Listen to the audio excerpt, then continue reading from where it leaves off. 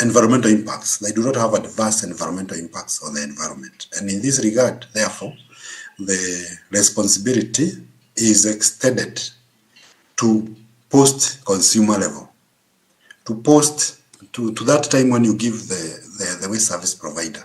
You are still in charge until the material is safely disposed.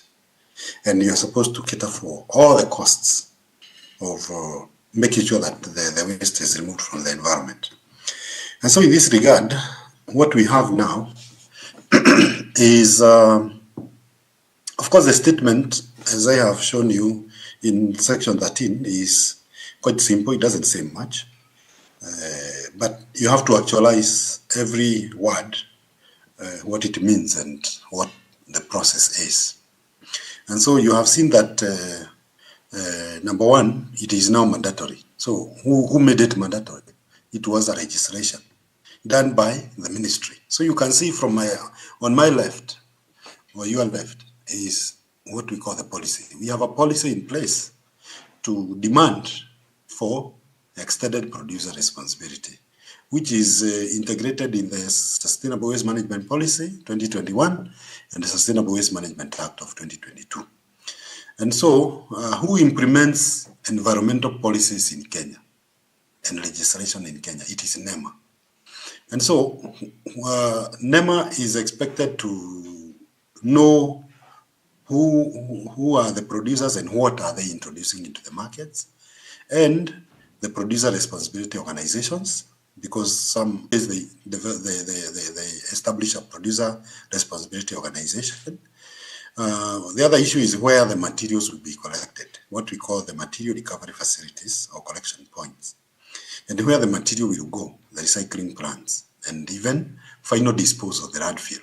So all this is supposed to be registered by NEMA and given permission by NEMA. I don't want to talk much about the Waste Management Council, but it is an institution, although members have not been appointed yet, who are supposed to discuss targets. What are the targets for waste management in Kenya? So, in other words, right now the policy is in place, and that is why we are demanding implementation at the producer level. Now, so what are the producers expected to do? That is the middle column, the one in color blue. So the producer normally gives products to the consumers, and the consumers they dispose their waste. Consumers are found in counties. That is where they live, and the law says that waste management is supposed to be done within the boundaries of the county. That is why the green part is very important, because that is where action is. The middle column is where planning is. How the middle column, if you are placing anything in the market, you have to sit down and plan. How are you going to manage that product until it is safely disposed? And one way of managing your product is to do it in a collective scheme, because alone you may not have the financial muscle to manage your product. And so you come together as a producer responsibility organization. And you come together when you have similar products or products that have similar use, or you generate similar kind of waste. So either of the three can bring the peers together. And then you are supposed also to approach the counties and declare what you are doing there. So you declare, number one, the volume, because the volume that is in Murang'a County could be different from the one in Nairobi County. And so you declare your data, then you declare also the work plan. How are you planning to do your activities there?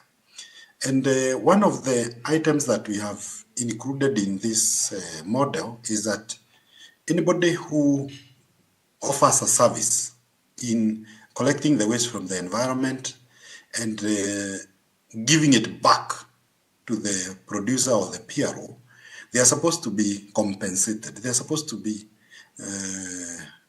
paid what we call collection service fee. Collection service. They have offered a service and they are supposed to be paid for that. So the waste picker is supposed to be compensated so that waste management is also about jobs. And so you are supposed to work with the county government and also report everything you are doing to NEMA. You report on data, you report on your EPR plan, which is made in every county, and then reports. So that is the planning phase.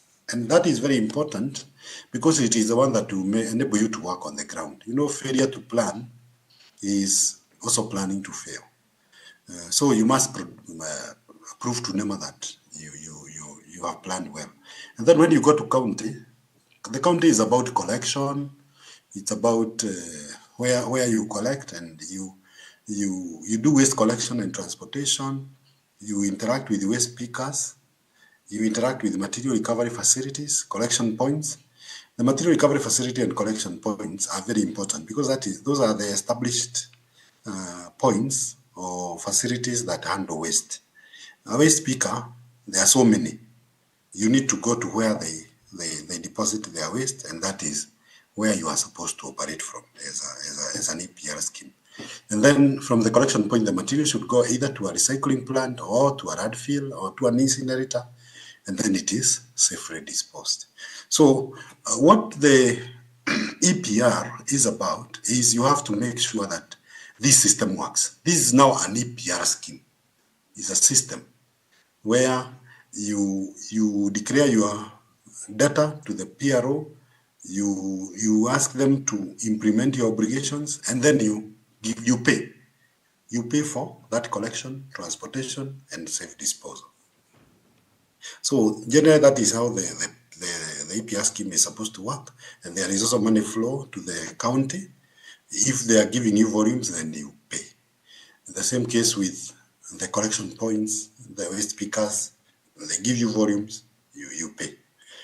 You pay for that. So that is how we have planned the EPR scheme to work. So currently, we have EPR regulations. As you saw in my other slide, the CS is supposed to gazette EPR regulations within 2 years. The regulations are ready. They are still being fine-tuned at the top level, and we hope that they'll be out soon. But in the meantime, the Act is active. Section 13.1, Section 13.2 are active. And if the regulations were there, we could have started with compliance. Compliance is where people register, people are issued with licenses to operate. But in this case, where we don't have regulations, we are starting with enforcement because the law is active, only that it has not said where do you register. And so what NEMA is requesting for is to demand that producers report on how they are implementing the EPR as per Section 13 of the Act.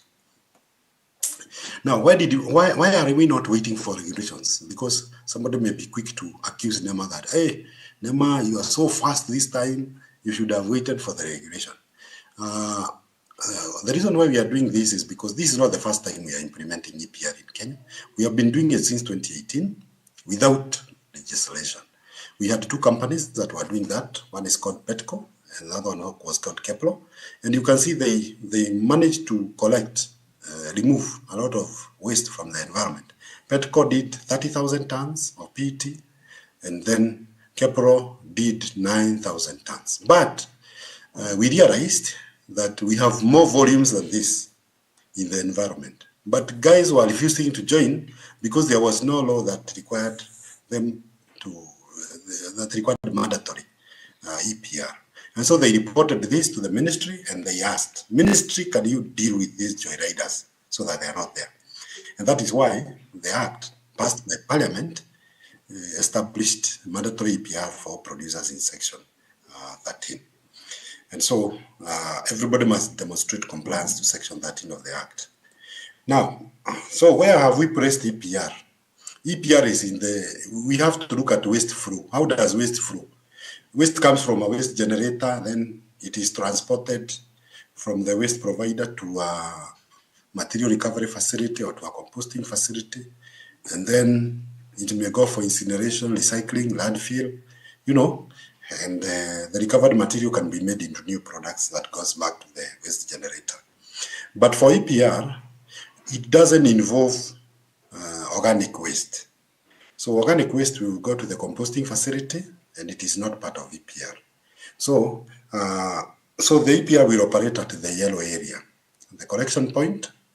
That is where you, the audience in this meeting, you are supposed to put your waste in the bins. But since your waste is valuable, and now I've said that producers should pay, you see, you can make some little money. You can recover some of your money by rethinking which waste should not go to your bin liner, and then you put it in a safe place, and then you take it to the collection point. And at the collection point, you'll be paid. All the waste that is taken to the material recovery facility so be segregated, and then the valuables are given to the producer, and then they are paid. And then waste goes to the incinerator, to the recycler, to the landfill. So what we have done is that, as I said, this law became effective last year, July, 26th of July last year. And so the producers have stayed with this law for 1 year. So now we have asked them, through a public notice we released on 30th of August 2023, we told them that we have commenced inspection and enforcement on compliance with this act, and we requested the producers to submit to the authority a plan they are using to implement EPR, the EPR obligations. And so it is either you submit an individual or a collective scheme. However, there is a challenge. If you do it as an individual, I talked about the counties. Counties are individual governments, very autonomous. So you're supposed to give us 47 work plans, because we don't have a national work plan. What we have are 47 county work plans, and that will be difficult for somebody to do it individually unless you have a strong muscle. And so we expect that most of producers will report through a collective scheme. We have also done a second communication on the 11th September 2023, requiring producers that they risk legal action if their products are found littering in the environment. You see, if you are implementing your obligations, then we should not have products from producers littering our environment. So what we told the producers to report on is on these 5 areas. One of them is product. Where does it go? Where is it collected? The collection points. Whether you have the county work plan, how you transport your waste from the collection points to the safe recycling and disposal facilities. And you see, we need evidence. There is evidence for this. There is evidence for product, where you list what is your name of your product, what are the volumes, how do we identify and track your products. That is all about the product. And then if you are in a collective scheme, for example, then you just report on those 3 areas. Okay. So what is the list of what is your item, the volume, and how can it be tracked? And then you report which PRO you belong to. If you report that as a producer, you don't need to answer the other questions, because the other questions will be answered by the producer responsibility organization. Now, so for a PRO, it is supposed to, again, repeat answering question number 1 on the products. They have to tell us what products they are dealing with. They have to also say the collection points. I'll say about the collection points. That is, and a collection point is a facility that has conducted an environmental impact assessment. We don't want people to start small shops out there, and then they are poorly managed. They attract rats, cockroaches, and other environmental hazards. So in that case, they are regulated facilities. They have to undertake environmental impact assessment. And then people need to be made aware where to drop off their materials. So we need a public awareness strategy done by the PRO. And then I talked about payment to collectors, to waste pickers. So we want to know, how much are you paying for a PET bottle? How much are you paying for a can? How much are you paying for a tin, paper, diaper, a tire, an electronic equipment, you see? So we need to know so that it is in black and white. If somebody brings something in the correction point, they will not be exploited. And this is important because, everything now has to be managed. And so we want to incentivize collection. And the only way to do that is when somebody brings, he gets some compensation. Then the counties need to know what you are doing through costed county work plan. And then the waste has to move. They have to procure transporters to move the materials. And these transporters are those that are licensed by NEMA.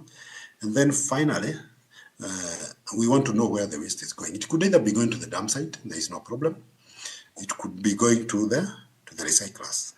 However, of course, we don't expect anything that is recyclable to be taken to the dump site. It is wrong. And after all, we want to make sure everything is recyclable.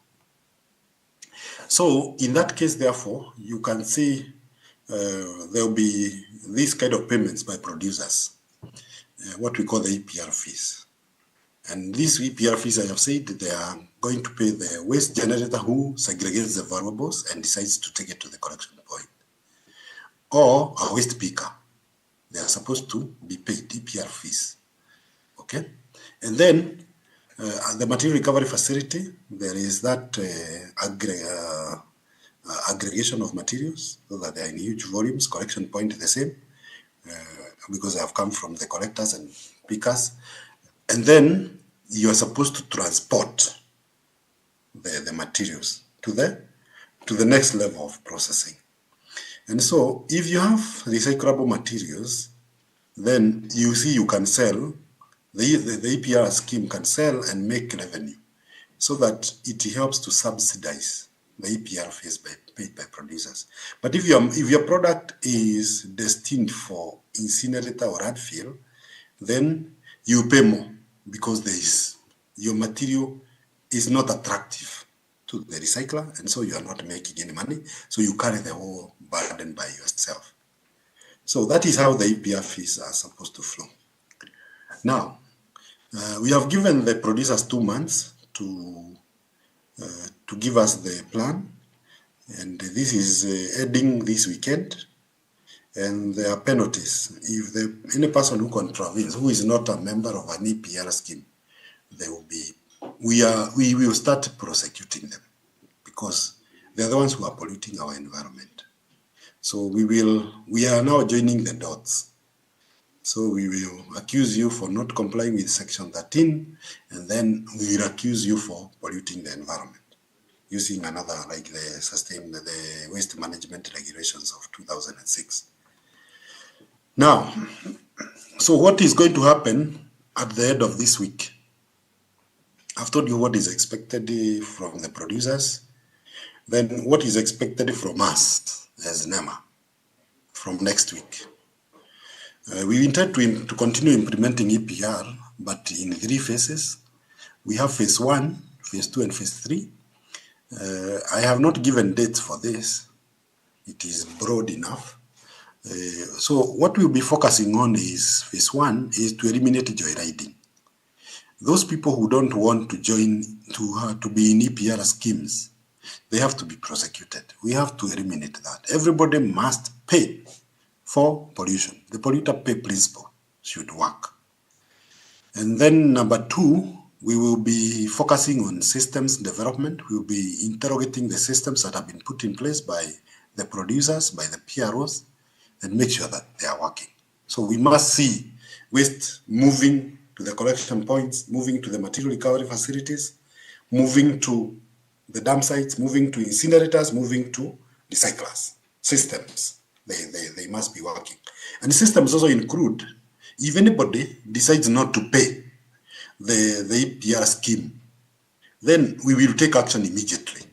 They will be issued with an improvement notice immediately and told to produce, to now become an individual scheme where you go to every county, come with 47 work plans, because that is, that I showed you on the circle. Then the other thing is, because EPR is working, we don't expect any products in the environment. So clean environment is a must. If we find your product in the environment, then you are a candidate for prosecution. As I said, we are joining the dots. The other one is data. We hope to generate a lot of data because it's about volumes introduced into the market. We are keen on data because data will help us to move to transition smoothly in phase 2. Phase 2 is where we want to upscale recycling in Kenya. Right now, we are at below 10% recycling in Kenya. So we would like to go to 20, to 30, to 40, up to over 90%. How do we do that? That is a private sector space. They can only invest if there is data to show that it will sustain their business. So that is why phase 2 will be data driven. A lot of research will drive that process and innovation. We expect that some of the producers who feel pain in phase 1 because of being charged a lot of money, because they had products that were not recyclable, they will change their products. So product designs, they'll come up with new product designs that are more recyclable, that are cheaper to manage through EPR schemes. That you go to the recycling plant and make money and be proud back so that you pay less money. And so we are talking of even alternative products. So therefore, phase 2 is very important because that is where the industry reacts due to incentives and disincentives that are emanating from the product that you are releasing into the environment and the required EPR scheme requirements. And now, after some time, the government will switch to phase 3. Phase 3 is more government, of course, in consultation with the producers. So there will be that feeding restrictions because we want recyclable products. So you cannot continue dumping your waste in the landfills. It's only for now, if you don't have some alternative now. But you should start looking for alternatives because in the next few years, we are going to restrict access to landfills, and we will demand that we should not have the material taken to the dump sites. Then we also have recycling targets. We also have prescribed recycled content in products. And those problematic items, they would be subject to bans. That is non-recyclables, materials that have toxic substances or additives. There will be discussion between NEMA and the producer, and during that discussion, we will both agree that for this one, let us ban. So the bans are coming soon as a result of EPR, but EPR gives the producers an opportunity to demonstrate that they're able to manage their products. Now, are we ready to enforce? I would confirm that NEMA is ready. We have already done the public notice. Our county offices, we are there in every county. We are ready to process applications for collection points, for material recovery facilities, where the PROs are supposed to pick their products. We are processing, right now we are processing the EPR plans. We have already some dedicated staff, including use of ICT. We are undertaking that task. So soon we'll be releasing a list of producers who have complied. Then, as I said, from Monday, we are resuming inspection. We are ready for that. And we are doing sensitization, just like what we are doing today. We are mostly virtually using KEPSA, CAM, Kenya National Chamber, even the PROs themselves. We are happy that they have been involving us. So there are a lot of counties. You know that waste generation happens at county level, and non-hazardous waste management is a devolved function. But we have some hazardous functions that are generated at the domestic level, such as batteries, bulbs, pesticide, etc. And EPR schemes are to be operationalized at county level. And so we need county-based work plans and progress reports. And this will form evidence, will be the evidence per county to be presented to NEMA. So what are the expected outcomes of this good story that we are transitioning to EPR? We want that in the next few years, we will have products that are designed to be circular. They are reusable at first, as a first priority. We want things that can be used once, twice, twice, more than 2 times. If not reusable, it should be recyclable or compostable after multiple uses at the end of their useful life. And then we would like to close the loop of products in the economy by ensuring that they are circulated in practice, that is reused, recycled, or composted. And we want to manage products that cannot be reused or recycled, including the existing pollution in an environmentally responsible manner. So what are the next steps? I have already explained that we have started receiving EPR plans from producers, and the notice expires this weekend. We have already established a multi-stakeholder approach to enhance enforcement. So we are bringing together different institutions to help us with enforcement, such as Kenya Revenue Authority, where all of us declare what we are put in the market so that we are able to pay taxes. Kenya Bureau of Standards, where your product is approved to go to the market. We also have like Kentrade, where you log in your items if you are importing or if you are exporting. And others are like Anti-Counterfeit Authority, all those. So we are forming a team for the sole purpose of enforcement. And this team also includes the private sector, that is CAM, KEPSA, and the Kenya National Chamber, because we don't want to do it just as government. We want even to hear the voice of the private sector as we do enforcement. And we will continue providing public awareness and compliance assistance. And then CAM and KEPSA are providing help desks. It is through the help desk that we have this meeting, through KEPSA.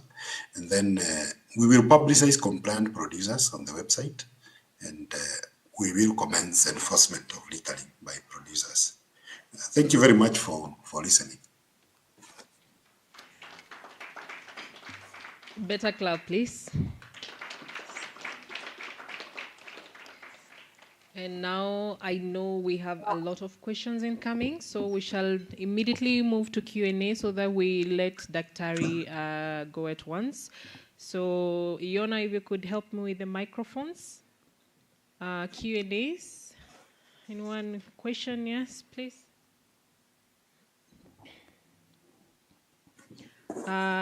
If you're also on the online platforms, you can either put your question on the chats.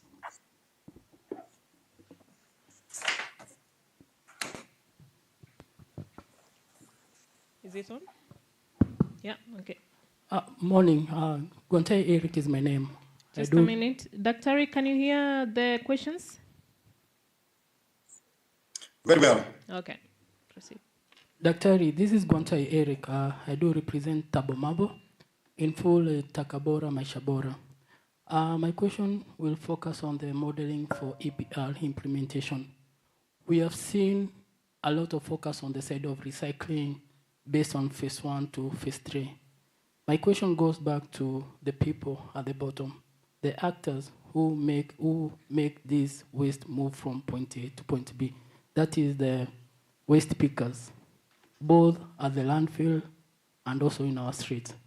As regards to the APR fees, we let accommodate the other element of the well-being of these actors, the waste pickers, i.e.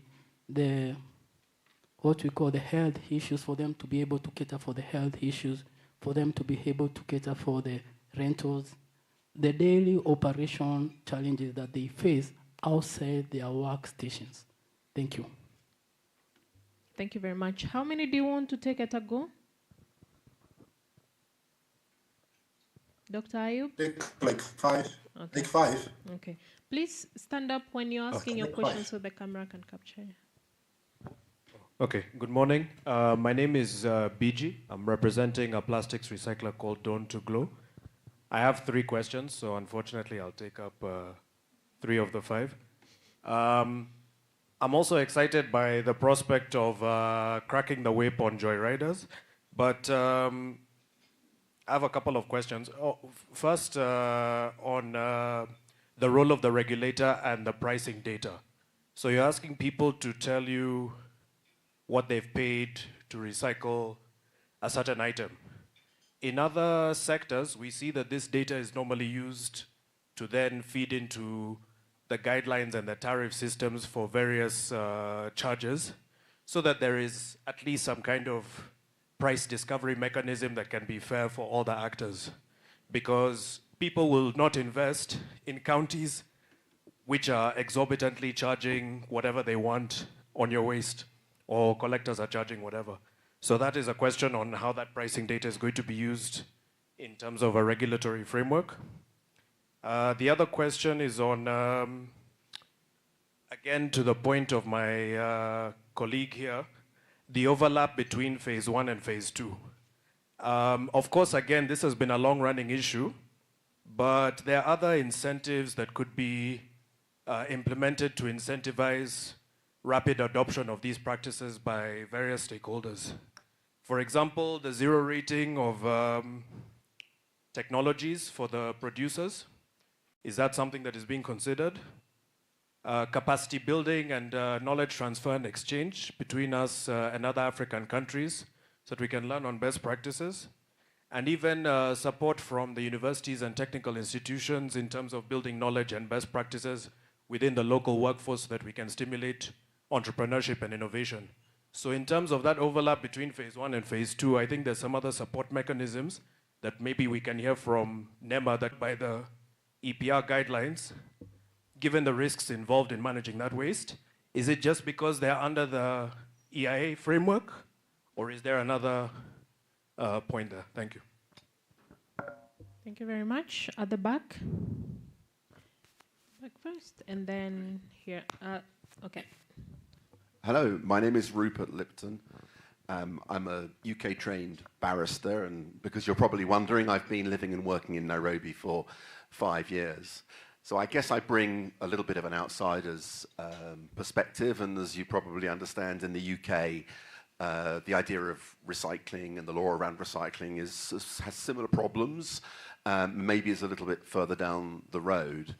And I was interested in this topic because it is obviously so important, and you don't have to look very far to see the problem in Kenya of waste management and the lack of recycling.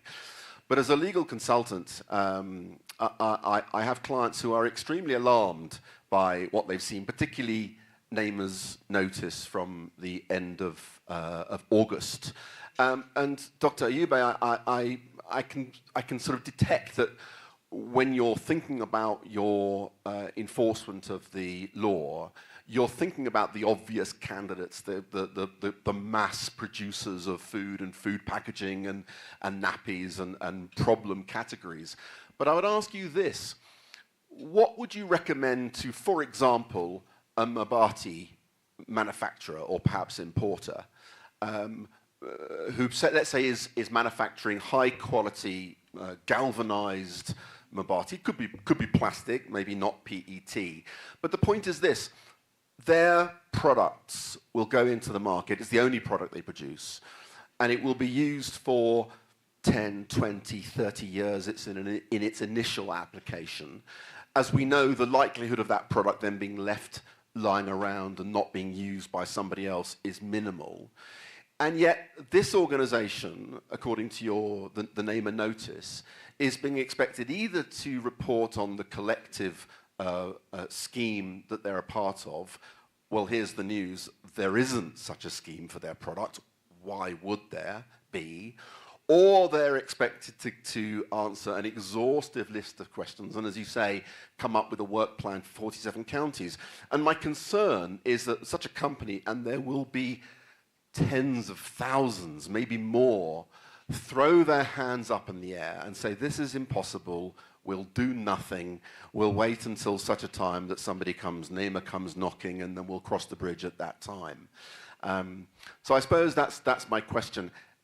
We're not just talking about a sector of 50 big companies, we're talking about hundreds of thousands of companies, and in fact, side question, importers of goods. So if I import from the UK or America a child for my a toy for my child, that makes me an importer, that makes me a producer. That means that by this weekend I've got to give you an exhaustive list of my work plan in 47 counties. There really seem to be some practical problems, and my fear is that they're going to kill the golden goose before it's laid its eggs. Thank you. Thank you. Last one, Mavji. Hi, my name is Mavji Varsani, and just speaking on behalf of waste recyclers, waste pickers and recyclers. I noticed in one of the slides where the recyclers have to pay for this, and the second part is where you mentioned that we are only recycling about 7 to 8% of the waste. So I would request if the KRA, the NEMA, and the organizations are considering to look at how are we able to accelerate this or give the benefit back so that recyclers can be able to accelerate or be able to collect more, process more, because if it's only more tax everywhere, where is the incentive where the recyclers are now handheld to be able to be pushed and say, okay, fine, we work in a collaborative way, let's support you, but there has to be mechanisms in the whole process, because the process, it's a very deep process where each and every collection, processing, sorting, selling, which has a lot of challenges. I think a deeper understanding is required before the framework or the policy is executed in favor of the recyclers and collectors. All right, Dr. please take that round, and then we can take one more before we close this session. Thank you, Josephine. Quite good questions. About the waste pickers and their well-being, I think that is one of the areas that we have demanded the PROs or the producer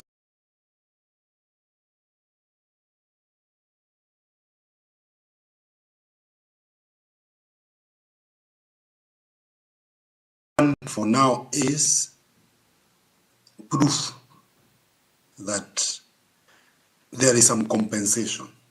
You don't get these things for free, so that there is some incentive for them to be to collect more, so that it's an incentive to move things from the environment to be properly managed. I know they require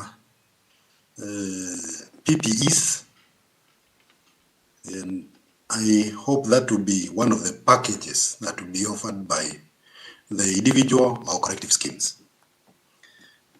Now, the other question is the issue of data and pricing. Let me say that pricing is not ours as government. Actually, you can see the government has a very minimal role to play in EPR. The government, what it has done is demand that you demonstrate, that you bear extended producer responsibility obligations, and tell you that how do you implement this, either as an individual or collective. That is how far the government has gone. About how the schemes will look like, we have not given a lot of advice on that area. We have just communicated the elements that should not be forgotten. And the elements are what product, what volume, where is it landing first, And it is in counties. Our counties are aware because waste management is a devolved function. And then how does it move and to where? So that is the basic guideline we have given. And we know that to implement that guideline, that basic guideline, it requires money. And so it is now the producers to sit if you are in a corrective scheme, and then you cost how to achieve those obligations, and then you share the cost. So the costing is not ours. So it belongs to the producers. Actually, when you look at EPR scheme in Kenya, it is more private sector driven, not like other countries. Some countries, money is paid to the government, and the government tenders waste management functions, or the management of waste from the recyclers and to landfill guys. But for Kenya, it is the other way around. It is, we want the private sector to decide how they will manage their waste together, or if you want to do it alone, it is still allowed. But then we have also quoted another section of the law that management waste is devolved function, unless it is hazardous, all the rest is devolved, and so we need the counties to be involved. So pricing is not ours, it belongs to the private sector. About overlap between phase 1 and 2, when you look at the phases, you can see it is more of the ideology, the enforcement ideology, where we are saying we would like to start here. We start by removing joyriders, no waste in the environment, systems, and then data. But it doesn't mean that phase 2 will start when it is supposed to be. It's supposed to move together with phase 1, but it is a way of the producers responding to the challenges they face in implementing the EPR. So it is the producers and PROs responding to the challenges they face. And so I don't think there is an overlap, and I agree with you, support mechanisms must be there. That is why we have said we need like research and development and innovation. But the government cannot do much on that area also, because it is informed by the challenges that the producers are facing as they comply with the law. But you are the one who is introducing the product in the market. So the polluter pay principle requires you to take charge of the pollution that you have introduced. Why is organic waste not covered? Because it is biodegradable.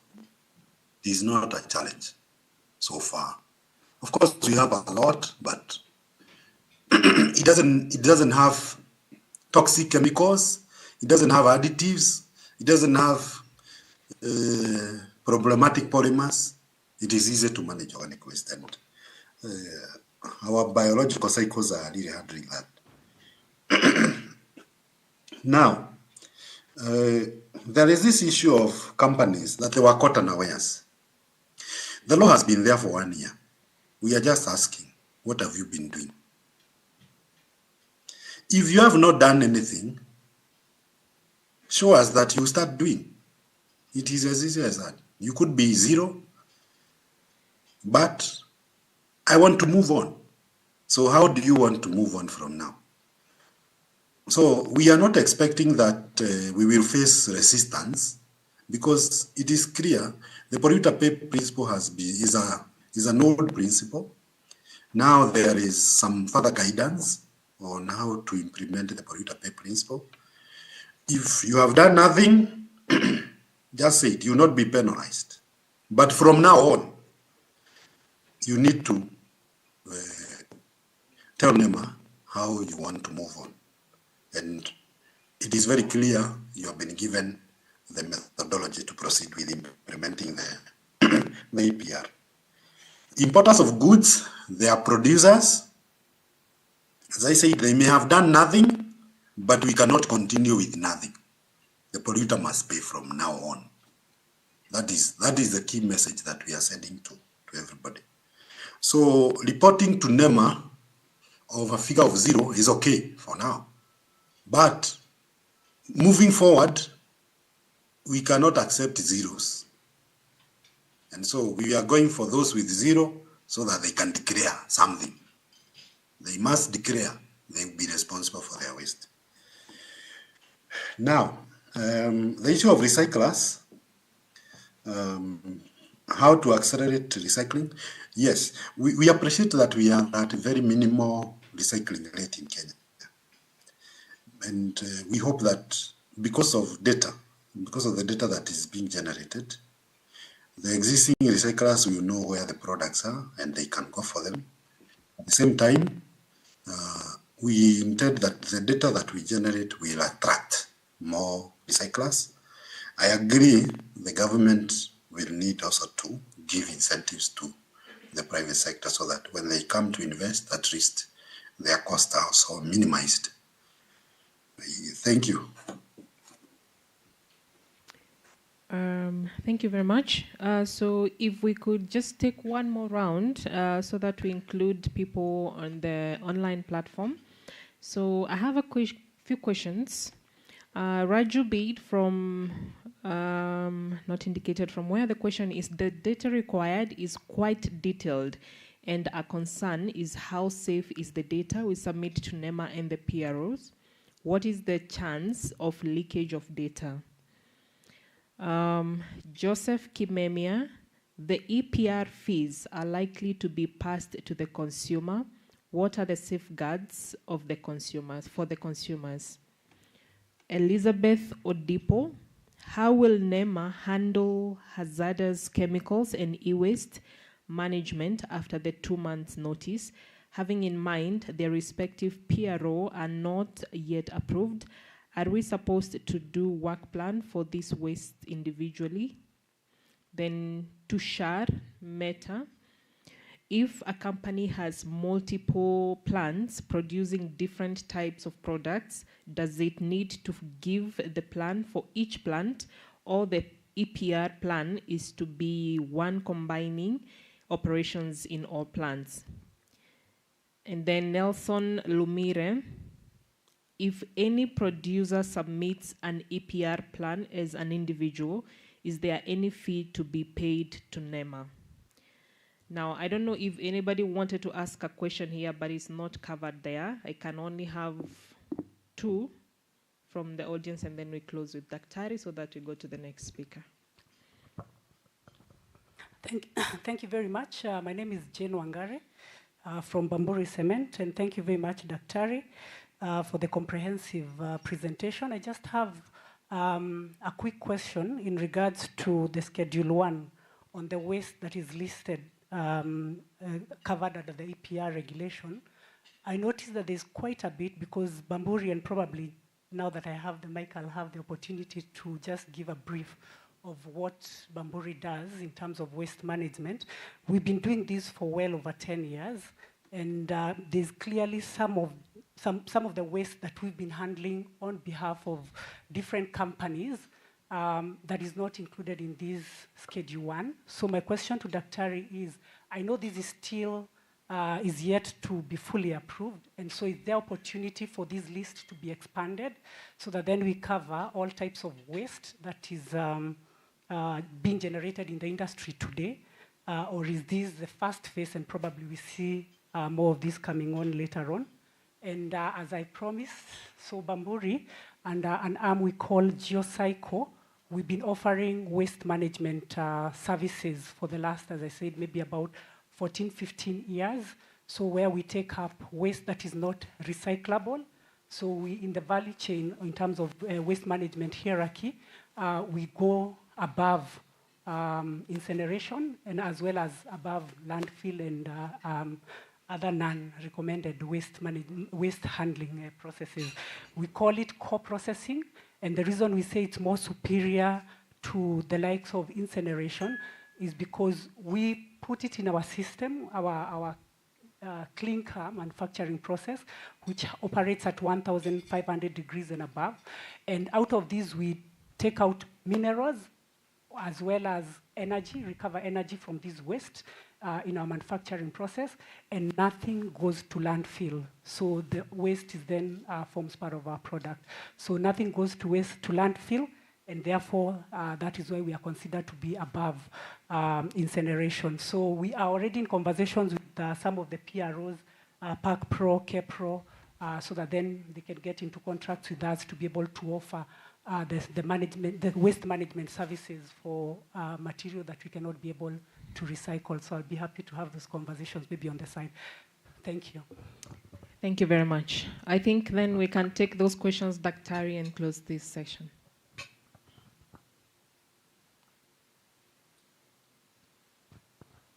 Thank you, Josephine. Fortunately, I have access to the chat. So Lanju asked, says that the data is quite detailed, and he's worried about safety of the data. NEMA handles a lot of your data. Every year you do environmental audits, you do environmental impact assessments, and NEMA has been working with the Office of Data Protection, and they have looked at our system and they are safe. So your data will be safe. We must comply with the data protection laws, like we do for your other data on which you submit to us. So you should not be worried about leakage of data. It will not happen. Then the APR fees are likely to be passed to the consumer. What are the safeguards? Now, it is true the EPR fees are likely to be passed to the consumer. One of our pilots done by the KEPRO on the LDPE, the bread packaging for your bread, the bread you eat, you have for your breakfast. They did their costing for how the EPR is likely to affect the cost of bread. And the bread was costing 60 shillings. And they discovered, even with all the joyriders that were there, the cost of bread only increased by 5 cents. 5 cents. Not 50 cents, only 5 cents. So the price increase will be very minimal, evenly. Now, how will NEMA handle hazardous chemicals and e-waste management after 2 months' notice? A very good question. We know that at homes there is e-waste generated, and even chemicals like pharmaceuticals. We generate them at home. And so they are all subject to EPR. EPR in Kenya is for all products, everything, including the vehicles that are coming to the port now. They are all subject to EPR. And so what will happen after the 2 months is that we are expecting that the PRO for e-waste will be in place. If it is not in place, they will give us the progress made, so that we are sure we are making progress, and then we expect that the PRO will take over and manage the e-waste. So our enforcement, we would expect that if you are not fully compliant, you are making an effort. So that effort will be considered. But 0 is not acceptable. That is, 0 is prosecution. Effort, we can be patient a bit. We can report that there is some action happening. If a company has multiple plants producing different type of products, as I said, all products are subject to EPR, and so you need to declare them. Some of the products may fall in different EPR schemes, all they may have collaborations. The EPR schemes may have collaboration. For example, if you have something like a generator, if you sell generators or you sell computers or any electronics, you find that that electronic comes with packaging. Does it mean that you are supposed to belong to two PROs? Of course, what is registered in your import or in your production is the generator, is a computer. So we expect that e-waste PRO to also collaborate with the packaging PRO, the ones who are dealing with the packaging, to make sure that that collaboration exists. So there is the producer joining a PRO, but we also need collaboration between PROs, so that a producer doesn't have to belong to so many EPR schemes. So if a producer submit a EPR plan as an individual, is there a fee to be paid to NEMA? No fee. We are not receiving any monies from the producers for now, or from PROs for now, because there is no regulation.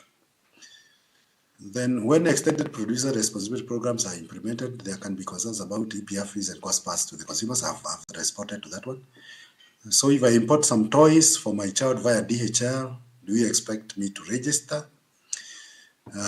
Now, the person who becomes a producer is the person who imports materials to place on the market.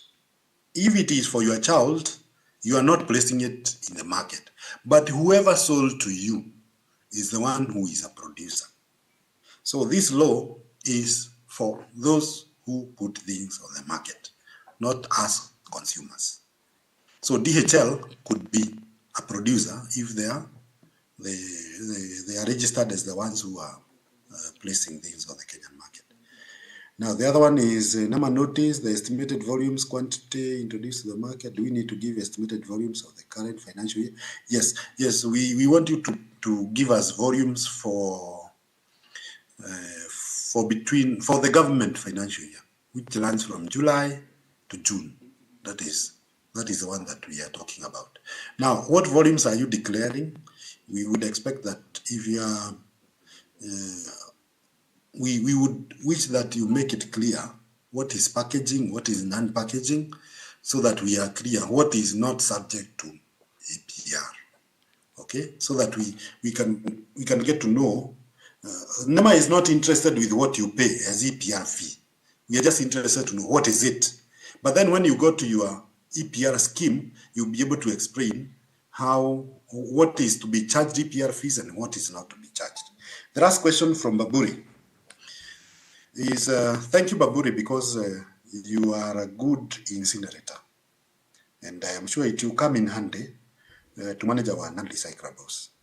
Now, we do not have a Schedule 1 in this law. All materials are subject to EPR, and we expect that you continue your engagement with PROs so that you get these non-recyclables. Only that we would like both of you to report so that we can be able to have a good database in Kenya on where our waste is moving and how we are managing it. Thank you very much. Thank you. Daktari, please let us give him a good clap. We appreciate your time. We appreciate your commitment to the country, to also making progress. And we totally understand that these things are not going to happen overnight. It's a process. But like he said, sine effort. Effort ndo muhimu. Effort is the important thing. And every day when we make a milestone towards the right direction, then over time we shall achieve the goal. And we also understand that this is not going to be covered in one session. So we are going to have continuous sessions. For those whose answers are still not clear, we shall continue to engage until everybody has it clear. And hopefully once the implementation is already in place, once the actions and activities on the ground are in place, then it will make more sense. Have you ever been in a class where the teacher speaks and speaks, but you don't get it? And then you go on a field trip, and then you're like, oh, that's what he meant. You understand, eh? So it will be clear over time. Even us on this other side don't have everything figured out, but every day we learn, every day we are teaching each other. Somebody asked about also benchmarking from other countries that are ahead in terms of EPR implementation. Yes, we are also going to provide increasingly on that, including on 9th of November, where we shall have the same discussion, a session on EPR during the Circular Economic Conference, where we'll also have panelists from other countries sharing on the progress that they have made. He also mentioned that we have other players from the government side, including KEBS, and for now, KEBS being the Kenya Bureau of Standards, to also help us briefly understand what role will that play in terms of standardization. So Albert Nyageshi, if you're already online, please join, briefly share with us, and then we can maybe take 1 or 2 questions. And then we shall enter into the panel after we also hear from our main supporter, USAID, on how important this is in terms of partnerships. Albert, are you there? Yes. Good morning. Can you hear me? Yes, we can hear you now. Hello, you can hear me? Yes. It's clear? Okay. All right. I think I'll kind of pick it up from where Dr. stopped. Dr. did mention that the whole thing is going to be a multi-stakeholder approach, and Kenya Bureau of Standards being one of the regulators. I just want to highlight very quickly our role in the whole process. Now, as we are all aware, the Kenya Bureau of Standards has a responsibility to ensure that standards are in place. And among the standards that needs to be in place and to be conformed to are from the recycled materials. Now, we have mentioned and we've seen that part of this thing is that we are going to be recycling materials, and these materials are going to be used to make other products. So our role will be to ensure that there will be standards, and there are standards, some of them already in place, to ensure in the public domain over the recent few weeks about some gentlemen, for example, doing recycling of plastic, or is it recovery of plastic and turning it into fuel through pyrolysis. And then this fuel is used on vehicles. So our role would be to ensure that this particular material or fuel that is being recovered from plastic through pyrolysis does meet requirements that will ensure the safety and the safety of the engines that this is going to be used, and at the same time to ensure that air quality requirements are met. As we are aware, there are air quality regulations coming into force, and as Kenya Bureau of Standards, for example, we have vehicle emission standards which have been referenced again into these regulations, and that is how our role comes in. Even where we can't enforce it ourselves, then our other colleagues in other lead agencies would do that. So really, I do want to spend so much time looking at the time, but our role will be to just ensure that standards are in place. The products that are going to come out of recycled material are products which meet safety requirements. They're going to be, if they're going to be made back into plastic that is going to be in contact with food, water, or pharmaceuticals, that they meet the requirements of plastics in contact with those products, and support the other government agencies in enforcement and implementation of this. So for us is to find those standard-based solutions. How do we find these solutions together with the industry? And like we mentioned before, our role in terms of standards development, we engage the entire industry through our various technical committees where there are members. They join freely to join into any committee, where we develop these standards, and then the relevant agencies within government can include them in their regulations and enforce. I think I just want to leave it there. I didn't want to take so much time because our role is really secondary and supportive of the whole scheme. So that if there are any questions, then I'll be more than happy to respond to them. Thank you. Thank you very much, Albert. Please give him a clap. Now, the last time I had Albert in a room with producers, we couldn't get enough of the questions. So this time I'm going to really have to limit and only the most burning question for KEBS in terms of standardization when it comes to environmental issues. Any questions? Any questions online? No question? Very good. Thank you, Albert. We appreciate your time as well. And we hope to see you next time in person. Now, Daktari mentioned that there is a vision as to why we are doing this. There are the expected outcomes, and we want to also appreciate that some of the producers have already been trailblazers in this space, and especially under the Kenya Plastics Pact, where we are bringing together different stakeholders to create a circular economy for plastic so that it does not become waste or end up in the environment. Now, some of these producers have already made commitments. Number one, to eliminate any unnecessary plastic packaging. And number two, to redesign their packaging so that they are more reusable and more recyclable, which is one of the expected outcomes as stipulated by NEMA. And we also have come to understand that most of these milestones, either from an organizational perspective or standpoint, or even at a gathering like this, as a sector, as an industry, as a country, does not come without putting in investment. And so to help us understand what the role of investment in EPR implementation is, and also why development partners are very key in this process, I would like to call Anna. Please just allow me to leave that to you to finish, who is the Environment and Natural Resources Officer, Foreign Service at USAID. Karibu sana. Please welcome her with a clap. Good morning, everybody. So my name is Anna Ganali, and I don't envy anybody who has to look at my name and say it out loud. So I'm here today representing USAID. And we are so excited that this event came together thanks to KEPSA, NEMA, and the Kenya Plastics Pact.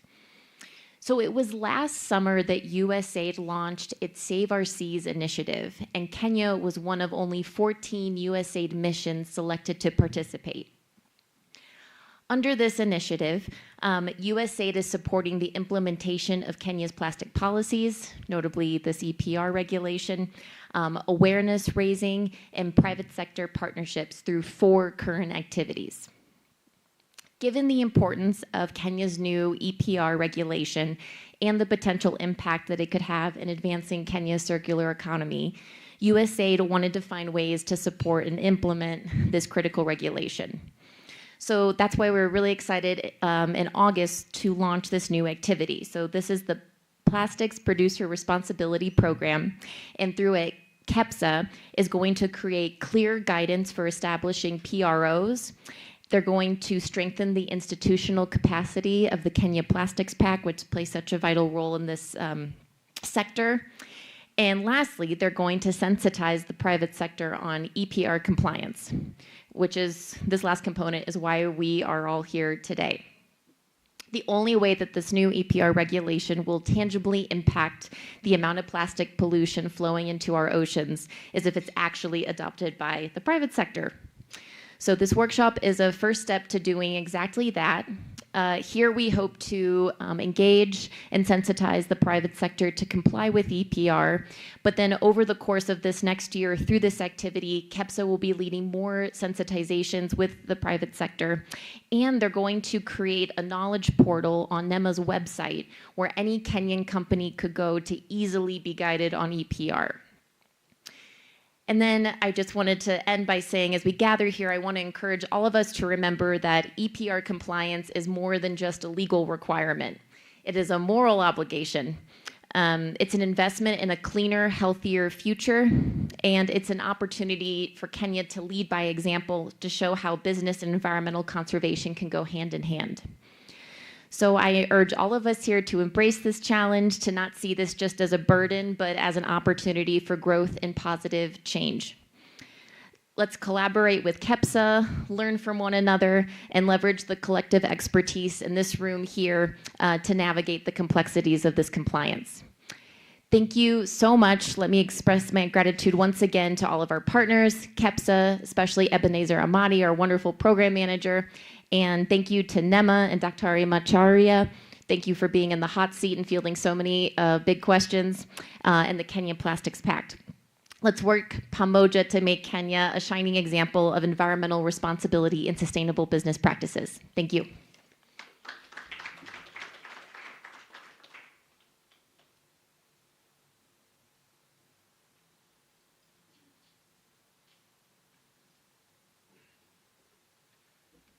Thank you so much, Anna Ganali. I think I mean, everyone saw your name right there, and I think they can now tell the difficulty in seeing the name and pronouncing it, especially when you have learned Swahili as your second language. So, I was this weekend, one of my friends' son was learning Swahili, and it's quite strange nowadays people learn English before Swahili. And he was trying to say, so his dad asked, do you want coffee or do you want tea? Then he said, nitaki. And we paused for a second and looked at him as like, what did you just say? I said, nitaki? Then we were trying to figure out what was his process of saying nitaki. Then we came to realize that when you say, I do want food, you say nataka. So in his mind, translating that from English, he just added nitaki. I mean, it makes sense instead of sitaki, so quite interesting. So we'll quickly move to a different session of a panel discussion, and I will ask someone to help me put this down so that we can clearly see everyone who is on the podium here. And not to worry, we started late, but we'll finish on time. I'm always keen on time, so if we said we'll finish at 11:30, we'll try and finish so that you go to your next.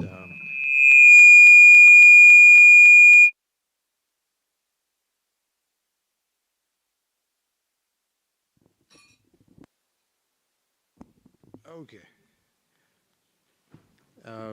That was painful. Sorry. Do you still need a moment for your ears to refresh and reboot? I will invite on stage Joyce Geshugo, who is the CEO of PACPRO, which was one of the PROs in the country today.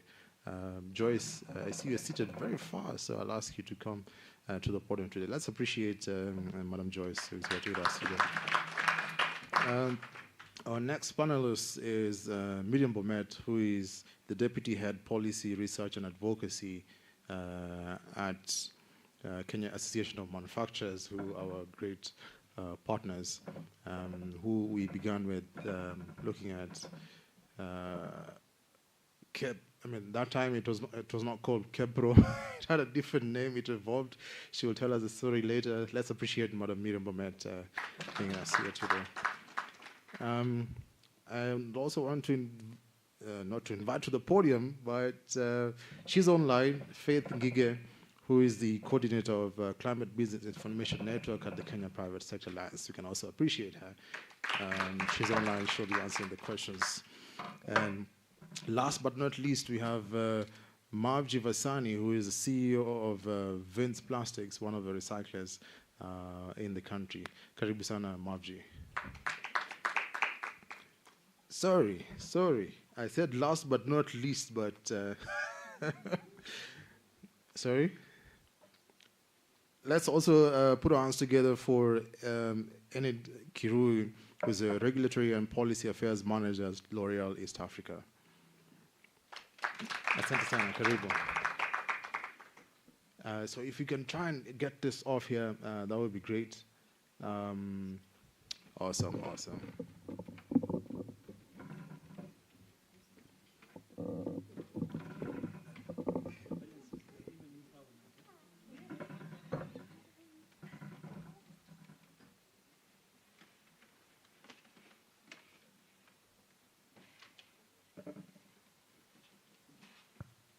Check mic, okay, thank you. Great, so at least now you can see the panelists here, and we'll try to keep time. I'll ask Dennis if we go past 11, you need to come and stand close to us so that we know we need to go off the stage. Let me just start off by, Enid, a quick introduction for you, just to tell us in about 60 seconds about your company so that you get that brief before we settle into the conversation of the day.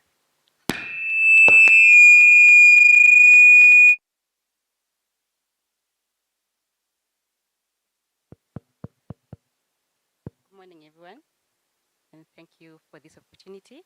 Yeah, my name is Enid Kirui. I'm Regulatory and Public Affairs Manager and also the Sustainability Lead for L'Oreal East Africa. And L'Oreal as a group is a French company, one of the biggest cosmetic industry leaders.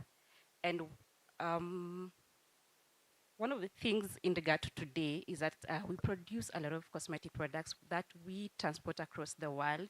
And we are very mindful on how we produce these products, how we package these products, and how it goes back from a circular economy point of view. Okay. Thank you so much, Enid. They say ladies first, so let's finish with the ladies and then we come to the gentlemen. Yeah, just speak the mic.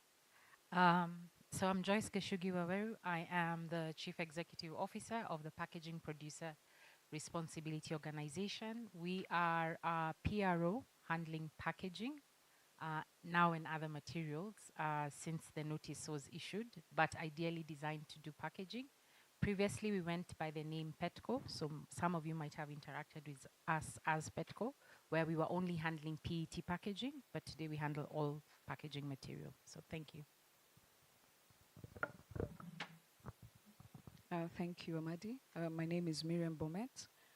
As I had been introduced, I'm the deputy head of our policy and research team, but I also support our regulatory compliance.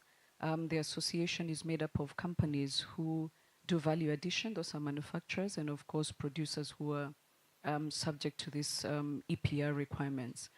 We've been working quite closely with the government to develop the EPR framework, to look at how we can start supporting manufacturers to ensure that there's a circular economy approach to the work that they do.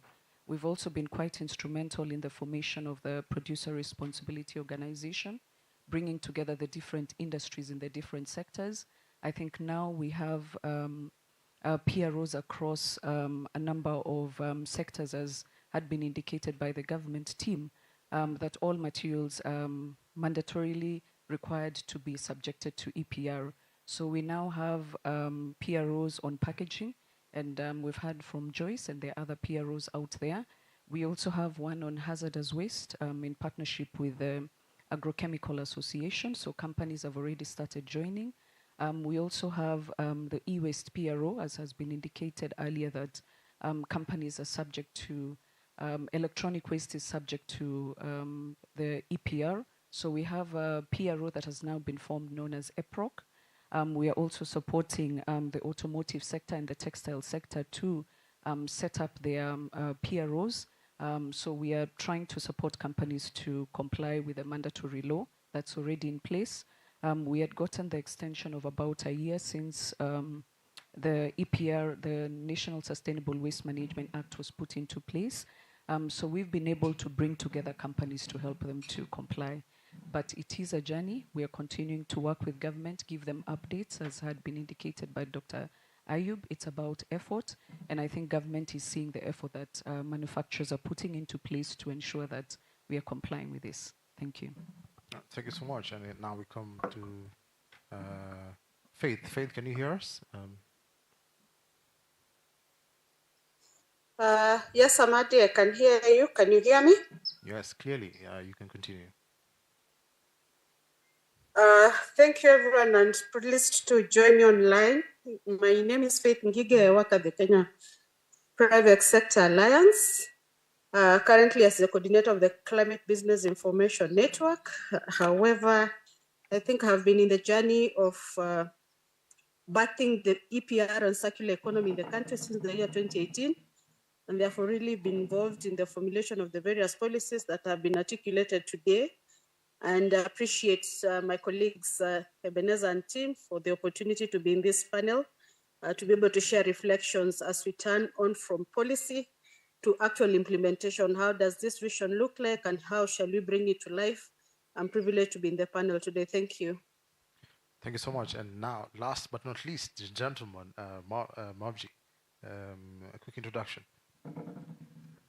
Hi, my name is Mauji Vasani, CEO and founder for Wins Plastic Limited, a 12-year-old company in plastic waste recycling. What we have been doing is collection and conversion of plastic waste, and we are looking at now coming up with innovation and innovative solutions to be able to work on the single-use, hard-to-recycle, multi-layered plastics, which we have got a breakthrough. So we are trying to see if we can be able to close the loop with all kind of plastic waste. Thank you. Thank you so much. Let's appreciate all of them. I mean, it's a great panel. And I think we can have a conversation 2 hours straight with I mean, nonstop. But we'll try and do it in a very short time. So let's start with you, Faith. I mean, as a convener working for the Kenya Private Sector Alliance of the private sector, which tools or information do you see is relevant for the private sector as we talk about EPR implementation to ensure that private sector are the private sector is actually on the right track to execution? Thank you once again, Ebenezer. I wish I was able to do a slide pop-up, but I will try my best. There are very many tools that are required for successful implementation of the EPR obligation. And the very first one is the policy and the regulatory framework, which Dr. Ayub has ably executed and told us what it looks like. But if you flip it through to the producer, what really is this obligation and how should it be executed? I believe is a question that we have, even as we have the 3 clauses of the Sustainable Waste Management in force today. They only say the obligation, but what should be done? And the EPR, as you look at it, is not just a waste management tool, but a complete life cycle tool for managing products. And this is aligned to the SDG number 12, promoting sustainable consumption and production. Therefore, the tools that are available, and I think the very first one, as producers try to put their things together, is to try and undertake what you call a life cycle assessment of the impact of their products to the environment. This is very key because then we are able to understand it's not just the waste dimension of it, but the issues of toxicity, the issue of hazardous nature of the materials that are put into the market. So it's a complete life cycle tool assessment, and it's important that we treat it as such from the producers if you are to really going to get the value out of it. The other tools are the eco-labeling. We are happy that KEBS was in the room and told us around some efforts that are being done around eco-labeling, but it will be very important going forward, especially to support consumers to be able to identify the environmental standards that are ingrained in certain products, and to also support the producer responsibility organizations to be able to know how to rate and price the various materials that they are coming within their scope. The next one is economic incentives. And I know we've not talked about it a lot here, but I would like to put forth and say that the government of Kenya has developed what we call the Green Physical Incentives Policy Framework. This particular framework is aimed at assisting private sector to be able to produce products that are more friendly to the environment and that they are able to provide to promote green economy. So this green incentives policy framework at the moment, I understand is at the cabinet level, but it's something that will be very instrumental in helping just to be able to provide some incentives that then producers can tap into, as well as the rest of the actors tap into for the purposes of implementing the EPR. Of course, the waste collection and management infrastructure, I cannot overemphasize that because we can do everything else, but if we don't close up the loops, it will be very, very challenging. The rest of the 2 or 3 tools that I'd like to speak about is the consumer awareness and education. While we appreciate and understand the producers, but at the end of the day, we need the consumer. So more awareness, and this journey that we're having today, even in this particular setup, is a good one, that we need more education and awareness, because you can see the questions are many, the issues are many, and Kenya is trying to walk a journey that many African countries, I think, except South Africa, have walked. We all are learning in this process. The reporting and accountability measures, Dr. has alluded to some of that, and we are happy that through our efforts, we've managed to come to a situation where we agree we need to demonstrate effort. Therefore, graduated compliance is something that will be very important in this particular framework, but we need accountability measures and data tracking system. The last tool I'd like to highlight is extended consumer responsibility, that the consumer has a role to play. Yes, we have the producer. Yes, we have the waste service providers, but the consumer is also a very important person, actor in the space. And therefore, what you're calling extended consumer responsibility is also very important, so that consumers are also able to help us close the loops. Allow me to close in there. Thank you so much. Thank you so much, Faith. I mean, that was really comprehensive. And yeah, you can go ahead and clap. Don't feel shy. I mean, that brings me to the next question. I mean, if I bring you Joyce from I mean, she talks about tools and she brings in different players, consumers, producers.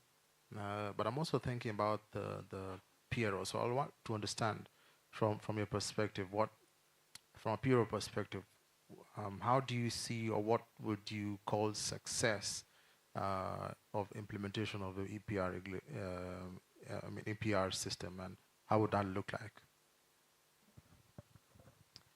So as Faith has rightly put it, EPR is actually not a waste management tool. I know a lot of people think it is. It's more of a resource management approach. And so for us, success from where I sit, from where PROs sit, one, in our context, fundamentally is to have better products in the market, to have less material that is actually going to the landfills or the dump sites. So that means there's a requirement that we would have for producers to design better products. So once we begin to see more material that is leaving the dump sites, going into recycling or staying in the system through reuse, then EPR is working. But it also means that there's a requirement for government to incentivize these different initiatives. And so for us, as Faith has mentioned, the green fiscal policy, very, very important, very, very crucial, because without adequate incentives, it's not going to be possible to catalyze whatever grand ideas we have. And unfortunately, we might actually stagnate. So we might be in a situation where PROs are formed, we are levying fees, we are collecting fees, but we are only doing the bare minimum, which is collection, ensuring that the waste is going maybe into some form of recycling.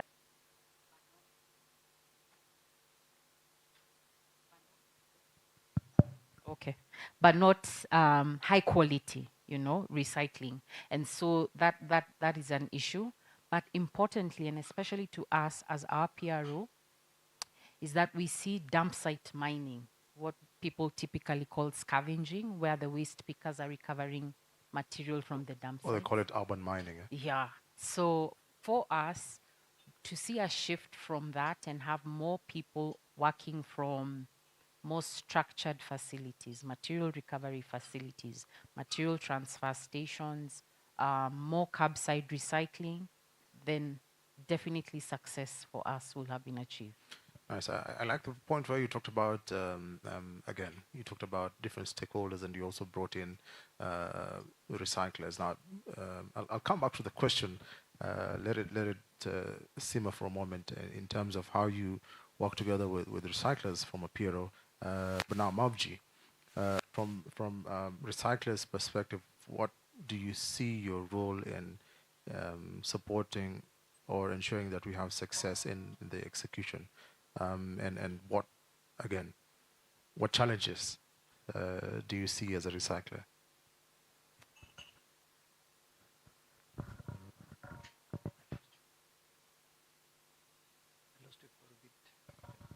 Yeah, sorry. So, I mean, the question is, looking at from a recycler's perspective, what do you see your contribution in ensuring that the EPR scheme implementation becomes a success? Because Joyce mentioned, I mean, they also work with recyclers to ensure that we're able to collect and ensure that we reduce what is going to the landfill. So what do you see your contribution, as well as what are the challenges from a recycler's perspective? As a recycler, the challenge is, I think, mostly is in the processes. The processes are so many, so it's a creation of the value chain and being able to address here for the cherry pick product for the pellets or what is manufactured. Being able to manage that, I think a lot of energy, because many of the times we only see when we are polluting, but we don't see the cost of recovery, cost of recovery and the processes it takes and the energy it takes. I think it's not the basic in which we say we get a virgin product and produce a manufactured product, but I think I would quantify it and say it would cost about 5 to 7 times more when you're trying to do a recovery. And the biggest thing is that the recovered assets are so scattered. When I'm saying assets is because now I'm not calling it waste. When you call it waste, you have depreciated the value, and we want to see that how do you use that as an asset to be able to give it back to a new product. Primarily, it's the cost, education, infrastructure development. So yes, the government is doing a lot in the MRF, but I think a lot of education, also being able to see scalability, capex involvement of the machinery and technology, and also promoting other innovations to come into place, which can be able to give a substitute alternative products if it's not a homogeneous produced product, which can be going back to the same system, but alternative products, I think, which needs to be given. And also now where the government needs to see is that how can that be now products which are made from there are given more importance to be able to stand in the competitive markets. Otherwise, everybody will just use, globally we see that recycled products.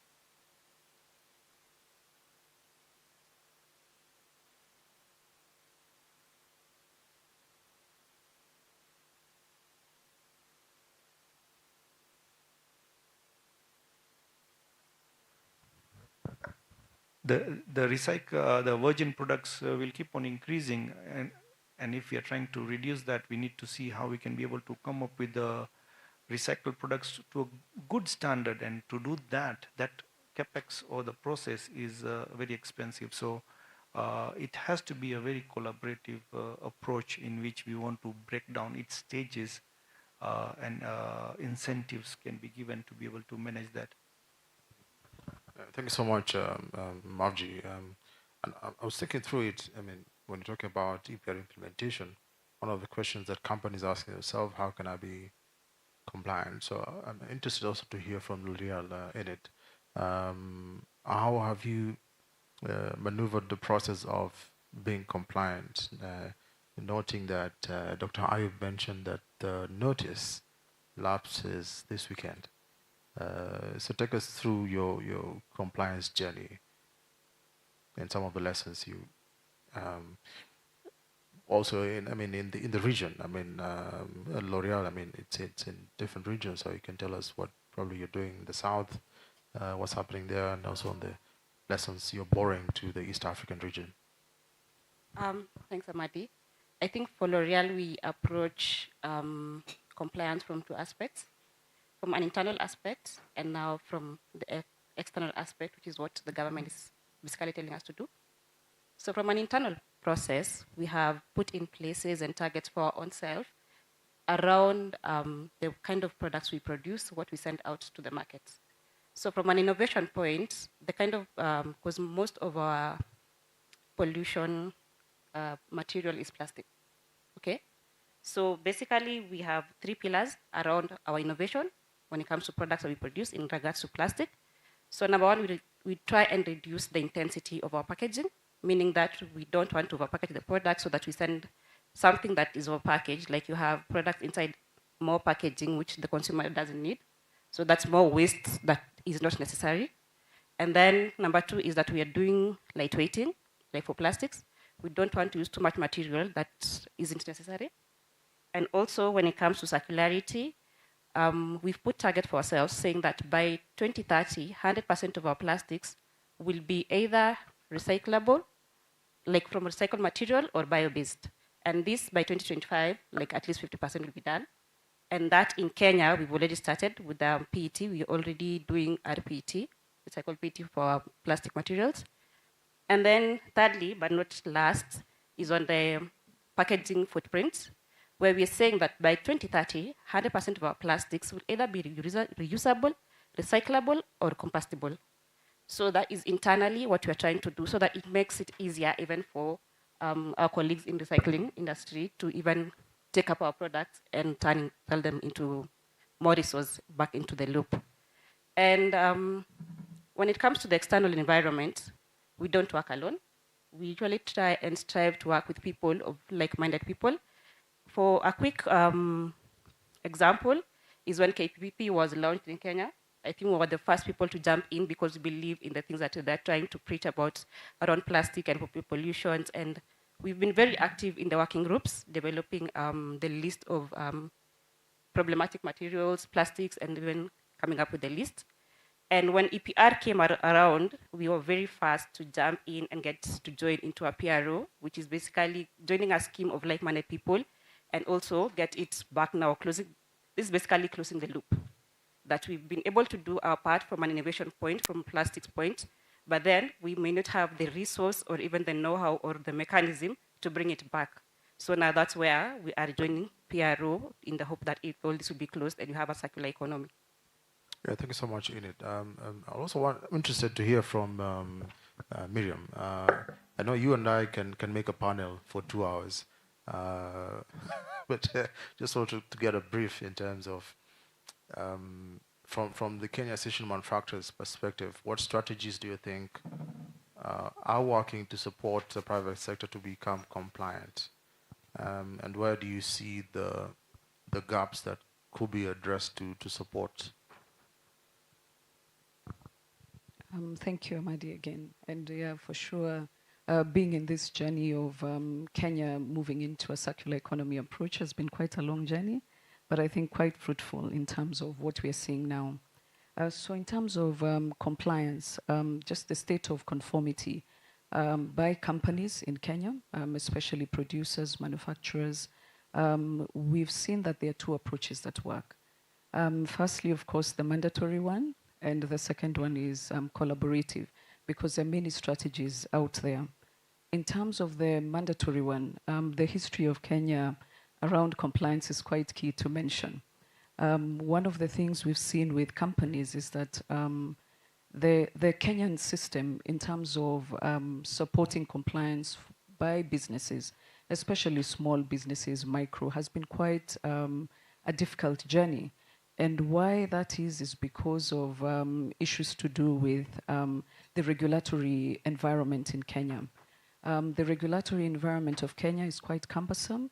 We have a lot of regulatory agencies. We have a lot of regulatory compliance for small companies, even medium-term companies, to be able to comply with that. And these are issues that are facts because we've been working with government jointly, and we've seen them even go through processes such as forming the parastatal task force reforms that try to see how do we minimize the regulatory agencies in the country, and how do we make sure that the regulatory requirements are quite simple to be able to promote compliance. So that has been one aspect of it. The other aspect is the cost that comes with having multiple regulators in the country. You know, multiple requirements. You have to hire additional people, technical people to help you see what are these regulatory requirements. And you can imagine sitting here, you know, working with the association. Environmental compliance is just one aspect of the many other regulatory requirements required by companies to comply with this government, with one government in Kenya. So that has been the history around it.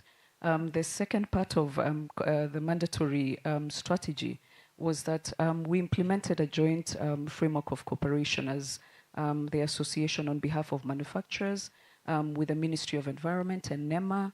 And I'm glad Joyce is here because we were now trying to see what will work in terms of what manufacturers can put out as an approach that they can show their responsibility to post-consumer waste. And it was a framework of cooperation that we wanted to run a take-back scheme for PET in the country. And that's how PETCO was formed.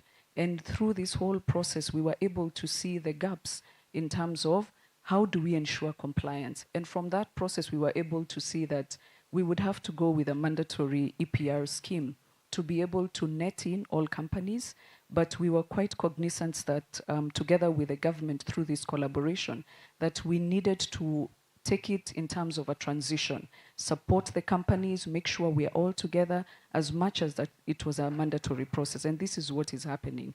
And this is also the phase that the government had allowed from last year in July when the law came into place to allow us to set up these structures that we needed to do as much as it was mandatory. And I think that's why some deadlines have been put in so that we can be able to now transition forward. So the mandatory strategy is really working. We are seeing more companies coming to the table saying, okay, this is mandatory, we must comply.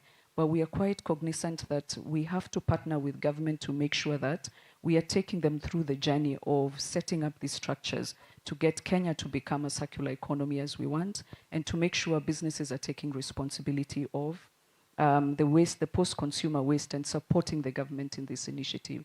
The other part is collaboration. I think I've already mentioned the benefits of collaboration and what we've seen with government, with stakeholders out here, whether it's working with the Plastic Pact who supported us, coming up with different research, strategic documents to support us to be able to support our members. The different initiatives that are out there. KEPSA, the support they were giving us to be able to engage government as private sector, have common positions as the private sector. We've seen the benefits of having collaboration to support compliance because everybody gets to be on the table and everybody gets to walk the journey and see the challenges and see the opportunities that are there. And this is what has been happening in Kenya. In fact, the best story of Kenya from our perspective has been the collaboration between government and non-stakeholders, including ourselves, whether it's the civil society, partnerships with WWF, working together with waste collectors in the country. This has been the journey of Kenya, and that's why we feel that we are all here now, that we are moving into compliance, still with the collaboration structures that we've put into place. Thank you. Thank you so much, Miriam. So looking at all those strategies that have worked, but I'm also thinking through the practical bit of execution. And now the question comes, Joyce, how are you working with recyclers, and how are you going to structure the how is the money going to move? I'm trying to follow the money. I'm trying to follow the money from the producers to the recyclers to the informal waste pickers. How is that structured? So the reality is for all PROs in the market, they will not really know what their balance sheets will look like properly up until maybe January, February. So right now it's presumptive in terms of how the money will flow, but the model is really going to focus on what is already happening in the market right now. So you have to look at EPR as being a facilitative tool to scale whatever is happening on the ground. So you have MAVG, is already operational, and many other recyclers. So for us, it's to look at what are the barriers preventing material from getting to him. How do we get his installed capacity of, say, 1,000 tons a month to be at optimum? You know, right now, most of our recyclers are operating at 50 and below, a lot of idle capacity, and it's because they're not able to recover a lot of the material to get it to their facilities. And so EPR comes in to then bridge that gap by either incentivizing collection or actually establishing, we actually don't have adequate infrastructure for recovery of waste. So you'll be surprised, even within Nairobi, for instance, you walk some distance before you get a bin to actually throw your trash. So we have to start at that granular level before we even get to how are we incentivizing the recyclers. So we have to really pull all material that is currently lying around in situ, as well as especially in the frontier counties. And that has been an issue because of logistics. And so we are hoping to get a lot of regulatory headroom and space by the regulators to allow us to actually adopt a lot of reverse logistics so that then we are able to move material. Once it goes, then the truck can come back with material. Okay, sounds good. But when I was sitting in a finance class, I think my lecturer told me there are two things when you're planning. So you have a budget, and then you also have the actuals. So what you talked about to me seems like the budget. Now I want to ask Mavji to give me the actuals.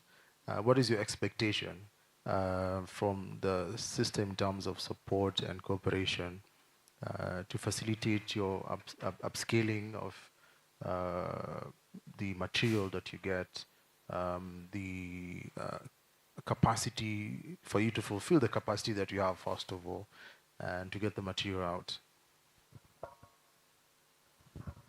Thank you, Joyce. I think that was well one.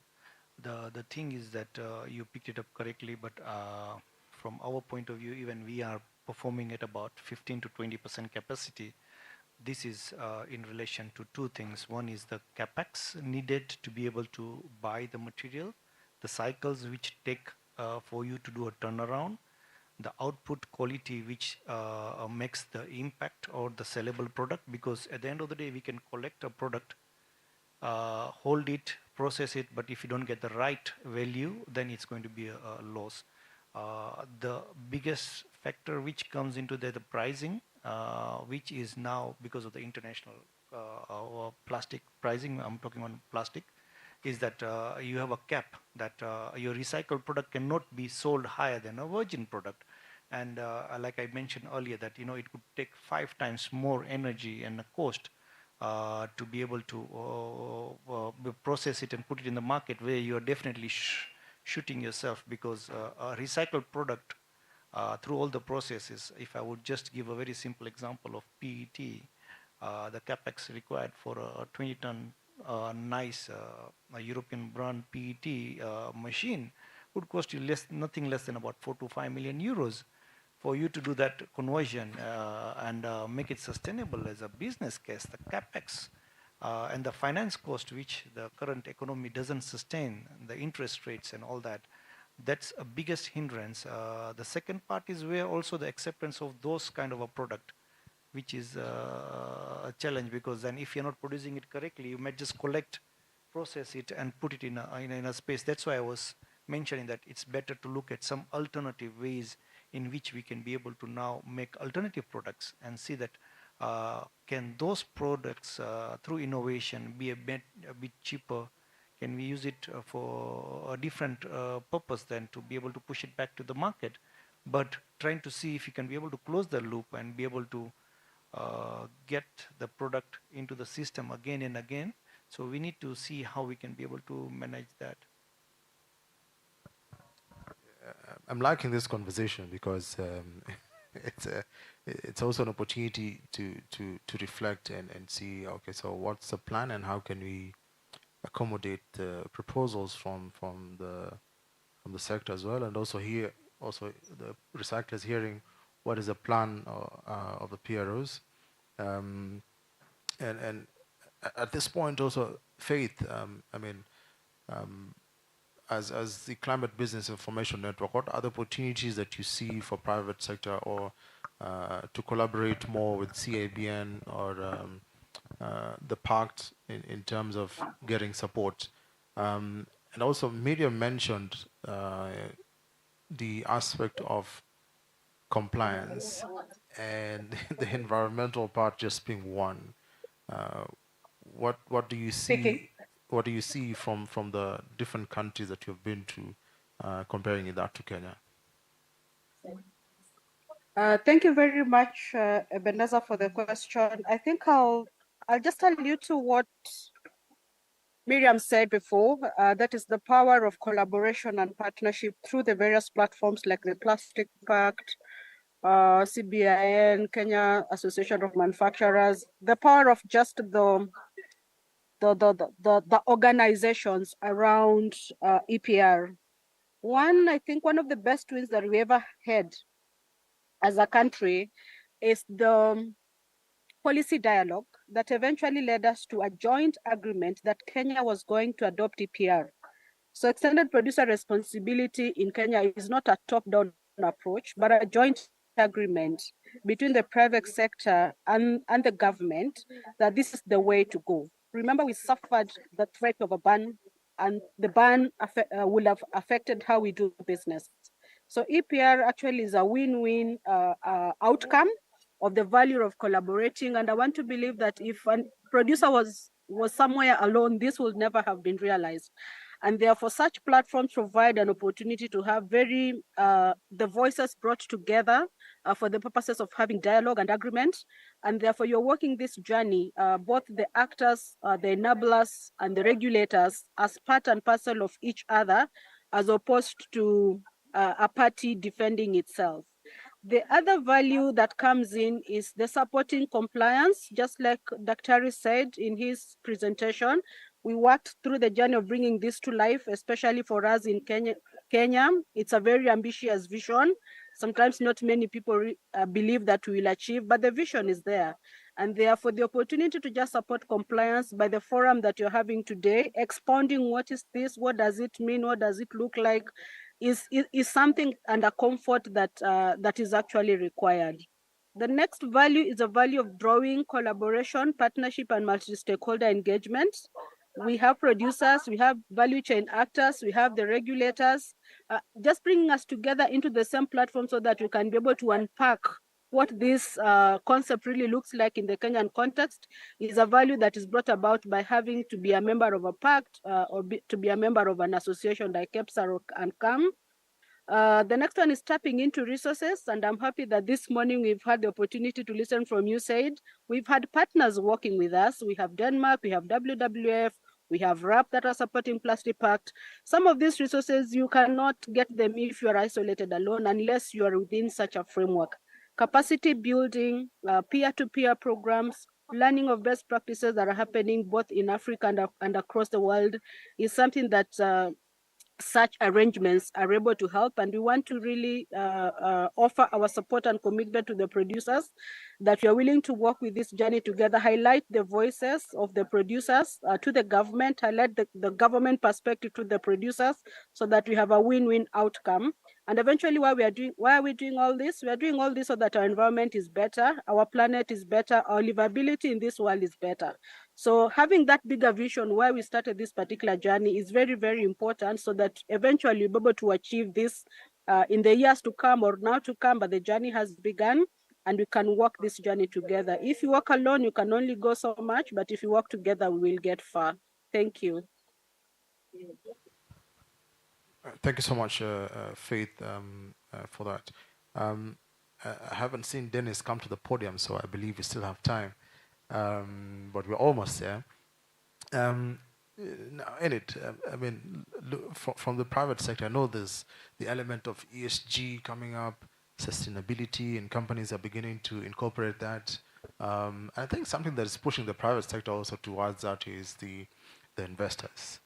So is there an opportunity for companies to also incorporate sustainable business practices within the context, again, for EPR to achieve some of the sustainability pillars that they do have? Yes, thanks so much for that. I believe EPR is part of the bigger picture of sustainable business. And in the world we are at the moment, our stakeholders, from the investors, consumers, our employees, and potential employees, are looking to work with companies that are futuristic, companies that look at the longevity of what they do.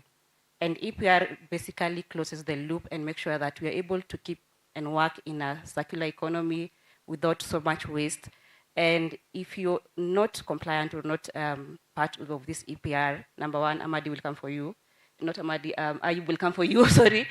Ayub will come for you. And I was wondering, I've become a regulator. Ayub will come for you, and this is part of the thing that you don't want to find yourself in the media being mentioned as someone who doesn't want to comply on the basics of trying to save the planet.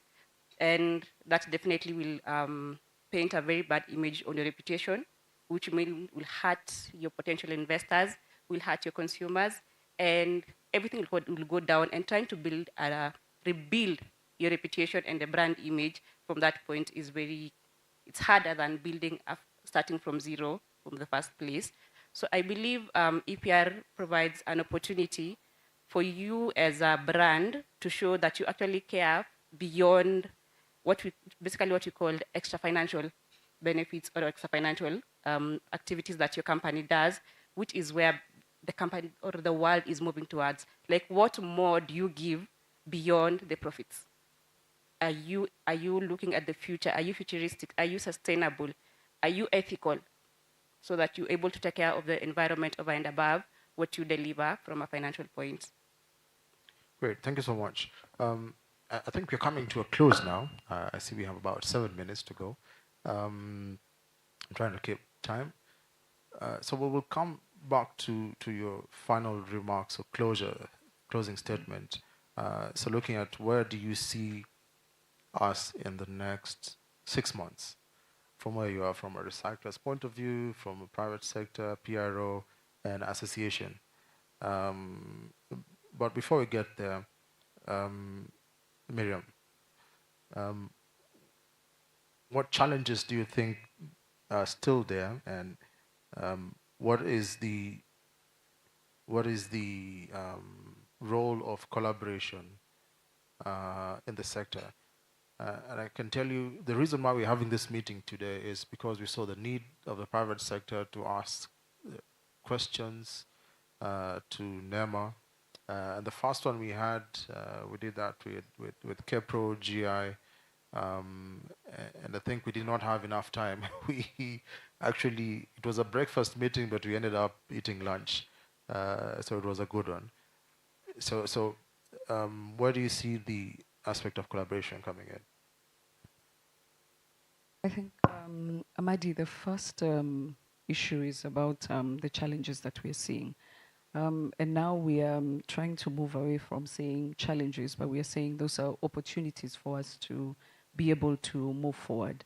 The first one is, of course, financing, because financing cuts across government. What we have seen is that there are a lot of obligations on the government on their part to be able to support this circular economy approach, especially county governments. But what we've seen as an association over the years is that the environmental aspect and the role that the environmental agencies need to take forward is quite underfunded. Whether it's at the county level, you look at the environmental agencies, or even at the national level, they remain quite underfunded, and they are unable to move forward with their priorities. And we are hoping, as we look at our next budget in the country, that we will be able to see the environment agencies allocate more money to the work that they need to do, especially at the county level, who are now responsible for the functions to do with solid waste management, which touch on the EPR framework in Kenya. The other aspect that affects businesses in terms of financing is the issue to do with incentives. Incentives are quite critical to be provided by the government, especially to the micro, small, and medium-term enterprises. We must be able to support them so that they are at par. I'm quite excited to see one of our members, L'Oreal. These are one of the large companies who are part of the association, and you can see the efforts that they can make and prioritize. Although the Kenyan market is facing a lot of challenges, but they're able to see what they can do. But when we talk to the micro, small manufacturing entities, this becomes quite a huge burden for them, which they need support from the government and allocations for tax incentives. Interestingly, Amadi, what we've seen is that the recent medium-term strategy by the government in terms of proposals they are looking at is removal of tax expenditures, which are now called incentives. And we are hoping that this won't be able to affect the environment side of what Kenya needs to do to support that. And I know that there's a policy that's being developed to support incentives. And we hope that that will be prioritized and not affected by such issues.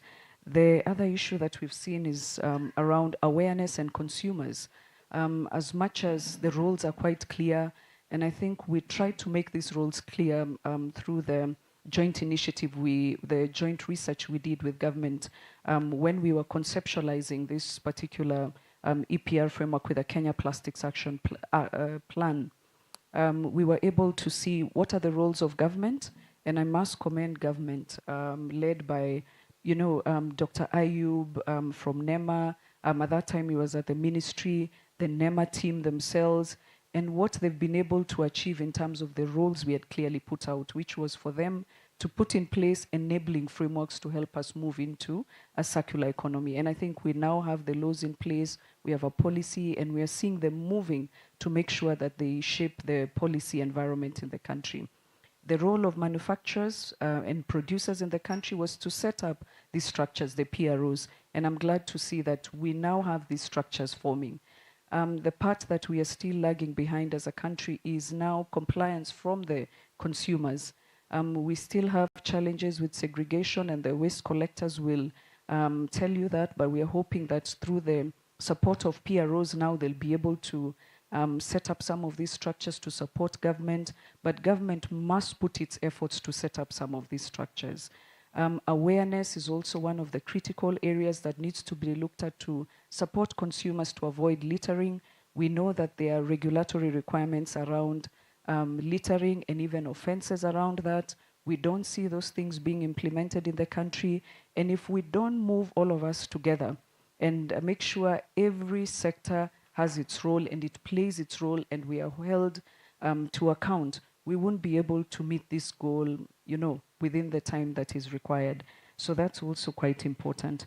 So the role of collaboration in terms of compliance is that it supports to clarify roles of each and every person, including us, our environment, whether it's the Kenya Bureau of Standards, who are so willing to always come in and support businesses when we tell them that we are unable to, they're unable to understand what are their roles, how do they move forward, what we need to do. So it's built a lot of trust between the private sector and the government in terms of what they need to do. And the partnerships that have been formed also in terms of this collaborative framework. Everybody sitting here, whether it's KEPSA, who we continue to work with, the Kenya Plastic Pact, all the partners here are moving forward because of this partnership that we are creating to be able to get to that space. So that's the interfaces between collaboration and compliance. Your parting shot. We'll go random. Faith. Thank you very much, Ebenezer, and the listeners. Based on the two questions that I've managed to address, I will just say that the specific tools and strategies that we have in our disposal are quite many, but most of them are best with the circumstances that we are in. So we could have many tools, but we'll use them as the implementation unfolds. And therefore, it's very important that both producers and the actors use the available platforms to support implementation of EPR. And therefore, using the plastic pact, using CAM, using KEPSA, using the available PROs will be very, very helpful to make this journey easier so that it is not as painful. And lastly, my stakeholder cooperation and stakeholder engagement is very, very critical in the realization of the overall objectives of an EPR scheme. Thank you very much. Thank you so much, Faith. Enid. Thank you. I believe from our own discussion so far, we've noticed that there's no one-size-fits-all from an EPR implementation. However, as an industry, as a nation, we need to move forward.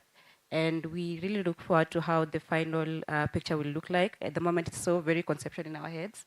And we'll work with the PROs closely to ensure that actually everything is attained as per the regulations and even go over and above it. Joyce.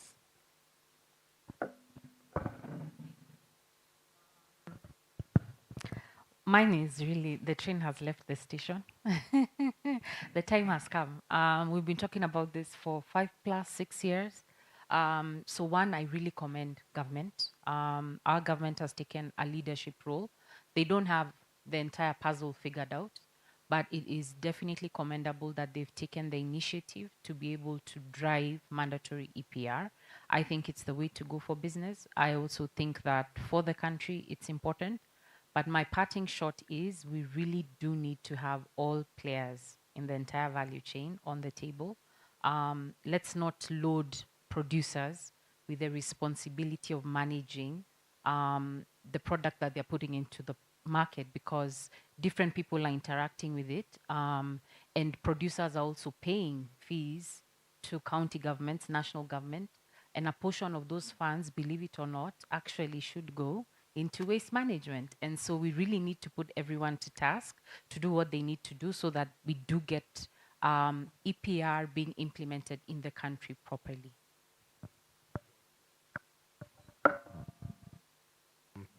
Miriam? For me, is that we need to secure this, the environment for the future. I think we have seen now the climate change impact. We are evidencing it, and we really don't have time. So my parting shot is that the information and the data out there is real, that we really need to do a lot, and we need to play our roles, each one of us, whether it's me as a consumer, whether it's the businesses who have to put forward what they need to do in collaboration with different partners seeking the support that they need. But we have to take action for the future. Thank you. And let's finish with the gentleman, Mavji. Mine is I think I'm just going to repeat what everybody has said, and it's in the same wavelength.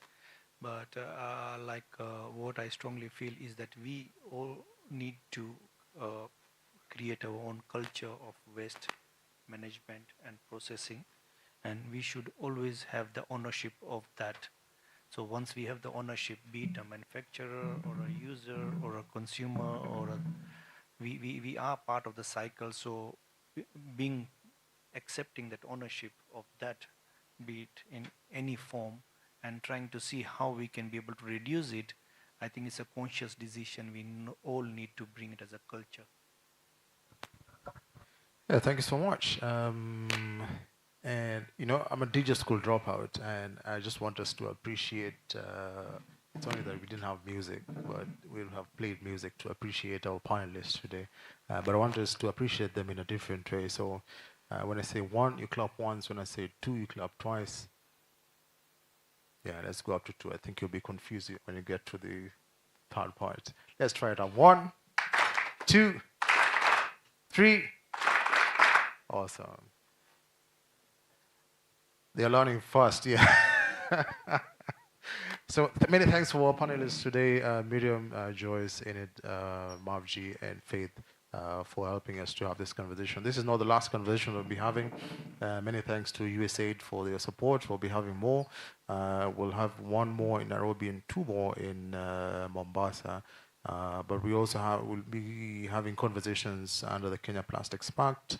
The gentleman called Dennis, he can wave his hand or stand up. Awesome.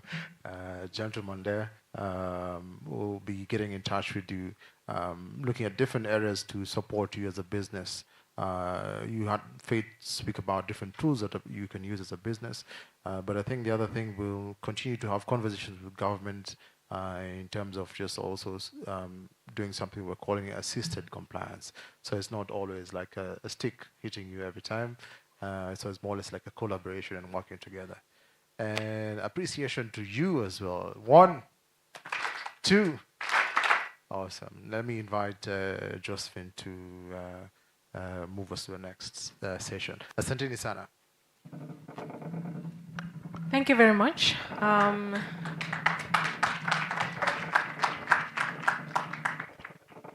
I know Dennis opted to just wave, but I'll still call him up here to give us the closing remarks, as well as the next step as we close the workshop. Dennis? Sorry, a minute.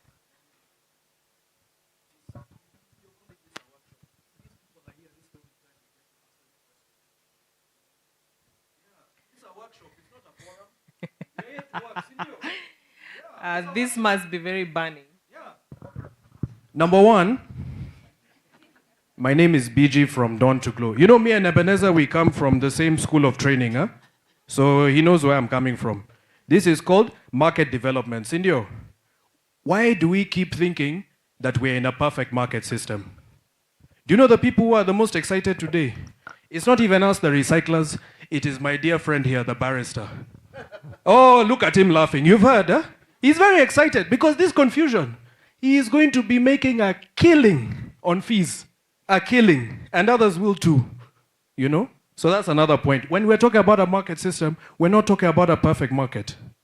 You know, many companies are here quiet knowing they're just going to pay bribes. Why? Because in the confusion, why should I pay the full cost when I can just pay a bribe and get away with it? So we're not, you know, there's power dynamics. Even us as recyclers, ask my friend Mavji, try to go to certain places and pick plastic and see what happens. See what happens. So we are not dealing with a perfect market system. Sunday ni sahi. Sunday is here. So please, that's just one statement. The other, again, Pack Pro. You have now even validated our point that you need a tiered system for people, for the businesses. And that is why the pricing and using the data is important. You're able to segregate the market and say, not everyone is equal. People pay what they can as they're growing in their business, their stage of, you know, ability, capability. Because Kenya Association of Manufacturers, it's the big boys. Let's be real. It's the big boys. The waste collectors here, when they're trying to form their association, see, they'll also need to register as companies. Where is their voice in Kenya Association of Manufacturers? That's all I need to say. We're in a workshop. Please let us work. Give us an opportunity to work with you. Thank you.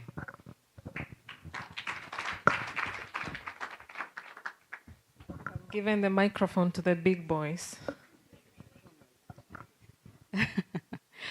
I think, yeah, thank you for the feedback. I think it's quite useful, and I'll pick up what is mentioned.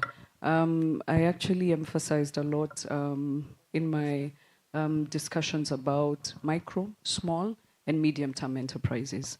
And it is quite certain that they need specific support compared to the larger companies who will comply. So I hope my friend there heard me there talking and putting the case for the small, medium-term enterprises. And we've started working with the PROs in terms of tire systems, in terms of how they tire their membership fees, how they support and the compliance that is there. And I'm glad that we have the government teams who are online who've joined us here today to hear specifically from the small companies, telling you that the market is Kenya is quite a capitalistic country, as he has mentioned, and companies really have to survive. But what we're asking the government has come, and we've continued to say, is that we have companies who would have capacity to move forward quite quickly with these requirements, but we do have companies who will need support. And the cost is not only on the EPR fee, the cost is about the changes that companies need to do, whether it's the infrastructure that they need to put into place to redesign their products, that is a cost, capital expenditure, and which the small companies, the micros, won't be able to move quickly forward. So even the large companies are telling us that it is actually, they really need support in terms of financing to move forward. And as I indicated before, environmental compliance is just one aspect of compliance that businesses are required to take into place. But as we've said and committed as CAM, we will continue working with government, we'll continue voicing these issues to government, whether they are manufacturers, whether it's the service providers, because manufacturers won't be able to do anything without the waste collectors out there. Thank you. Joyce, do you want to answer the question on the fees, tiered approach? Okay. So for us, we've actually taken into account the medium and small enterprises. So we are using the tiered approach to set membership fees. And so you'll find that at an entry level, the lowest level, and it's based on tonnage. So at a minimum, we've put our minimum, which is really where most MSMEs are operating, at below 2,000 tons a year. We've pegged it at, I think, about 10,000 shillings a year, which is really competitive. If you look at how much you're paying for business licenses, it's way more than that. And so we've tried to make it competitive to allow them to be onboarded. We've also separated how we define our producers. So beyond the tiered system, the big boys, as he mentioned, for instance, the converters, those who are importing raw material, we've categorized them separately. So our structure actually allows for SMEs and SMMEs to actually come in, and EPR fees are based on what you put. So if you only put in 1 ton in a month, you'll only pay for 1 ton. You'll never pay for more than that. So we've structured it in a way to be very competitive. More importantly, the more recycled content you have in your products, for us, you get that as a rebate, which means, for instance, in your carton box, if you're buying a carton box that's made from 50% recycled paper collected in country, you'll only pay for 50% of that product. You won't pay for 100%. So we've structured it differently to allow for different players to be able to find a space and to comply.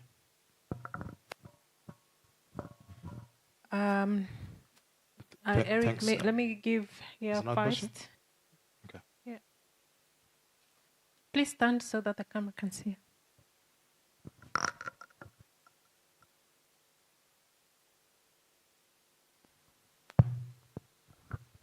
Good morning. I'm Johnson, Marketing Lead, We Center. Now, it's good my brother came in to say we need to have some questions for the panelists. But I have a question for Joyce. I have a question, one for Joy, one for Enid, and one for Mabji. So the question is, before the regulations start being implemented fully, this is to Joe, what plans do we have on the public sensitization? Because we are here seated at Kempiski, and there is a lot in our landfill as we speak right now, a biggest percentage. As per the data collected in 2020, released worldwide, there is 50, like electronic waste, as I speak from electronic waste company, We Center, Waste Electrical and Electronic Equipment. You will notice that 51.3% metric tons, as I speak now, are on our landfill. Only 1% is recycled. What plans do we have for the public? Because we are seated here, a few number of us, and the larger group is outside. What programs or plans do we have? That is for you. A question to Enid. To go, I heard you giving a joke with Ebenezer on the stage, saying that you will one time go for those who are not following the regulation. Is there a penalty for non-compliant when it fully comes? Because sometimes for those who don't comply, definitely there is a penalty. And what level of penalty that is? And lastly, Mavji. For the collectors like Mavji who do collection, I heard you talking about you focus on quality product collection of the items that have been disposed. The question remains, where do the rest of items that are not quality supposed to go as a recycler? Thank you. I can answer. Go ahead. Okay, so thanks for the question. So we've actually sat down together as PROs. I know we've tried to reach out to, I think, KEHAPRO and EPROC. We're actually having a meeting on Friday because we did engage NEMA to tell them that a lot of consumer awareness needs to be done, but also beyond consumer awareness, even within industries. There are a lot of companies that are still unaware of the notice and EPR as a concept. And so for us, what the plan is to be able to join our resources so that we do have collective consumer engagement around different areas, be it disposal, be it how it's managed, be it the type of packaging that's in the environment. So a full spectrum, but ideally we'll go at it jointly. That's the approach we're taking, so that then you're not having one PRO doing this one. So we are definitely going to be having a joint consumer awareness initiative. Thanks for the question. Thanks for the question. Yeah, in regards to the penalties, if I remember well, during the public participation when we were reviewing the EPR regulation that's still yet to be promulgated, one of the things that they mentioned clearly was on joyriders. That is, these are people who are not part of a PRO and they don't have their own clear plans on how to do the take back program, but somehow their waste is being collected by someone. So there are penalties that were defined in that regulation, but to what level or how much is what I can't comment on now until we have the regulations out.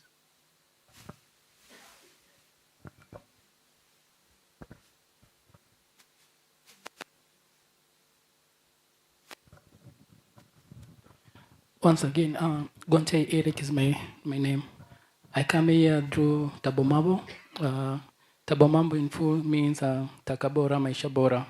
One, let me say we are here to look for partnership and collaboration as regard to how to implement the EPR and the activities and program thereof.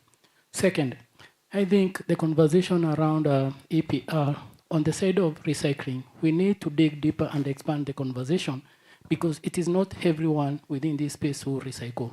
There are those who do the collection, there are those who do the value addition. So when we create approaches and solutions looking at the recycling, then those who are doing other stuff within this space are left out. Within our space, we have close to 60 SMEs with what we call the informal circular enterprise and entrepreneurs, as well as the informal circular service industry. So the conversation around EPR, they are unable to plug in just because we are all confined within recycling. So moving forward, there is need for us to see how we can expand this conversation to also include these other actors who are within the waste management value chain. Thank you. Thank you very much. I think that was a comment, but there was a question for Mavji from Waste Center. Hi. Yeah, thank you. That was a very good question. First, to do a correction, yes, we are part of the other side where you mentioned what happens to the other fractions of the plastic which are not recycled. What I mentioned is that, yes, we are currently doing high value or cherry picked plastic, which each and everybody is in the market has been doing. And they've been upscaling it and converting into pellets and then being used it.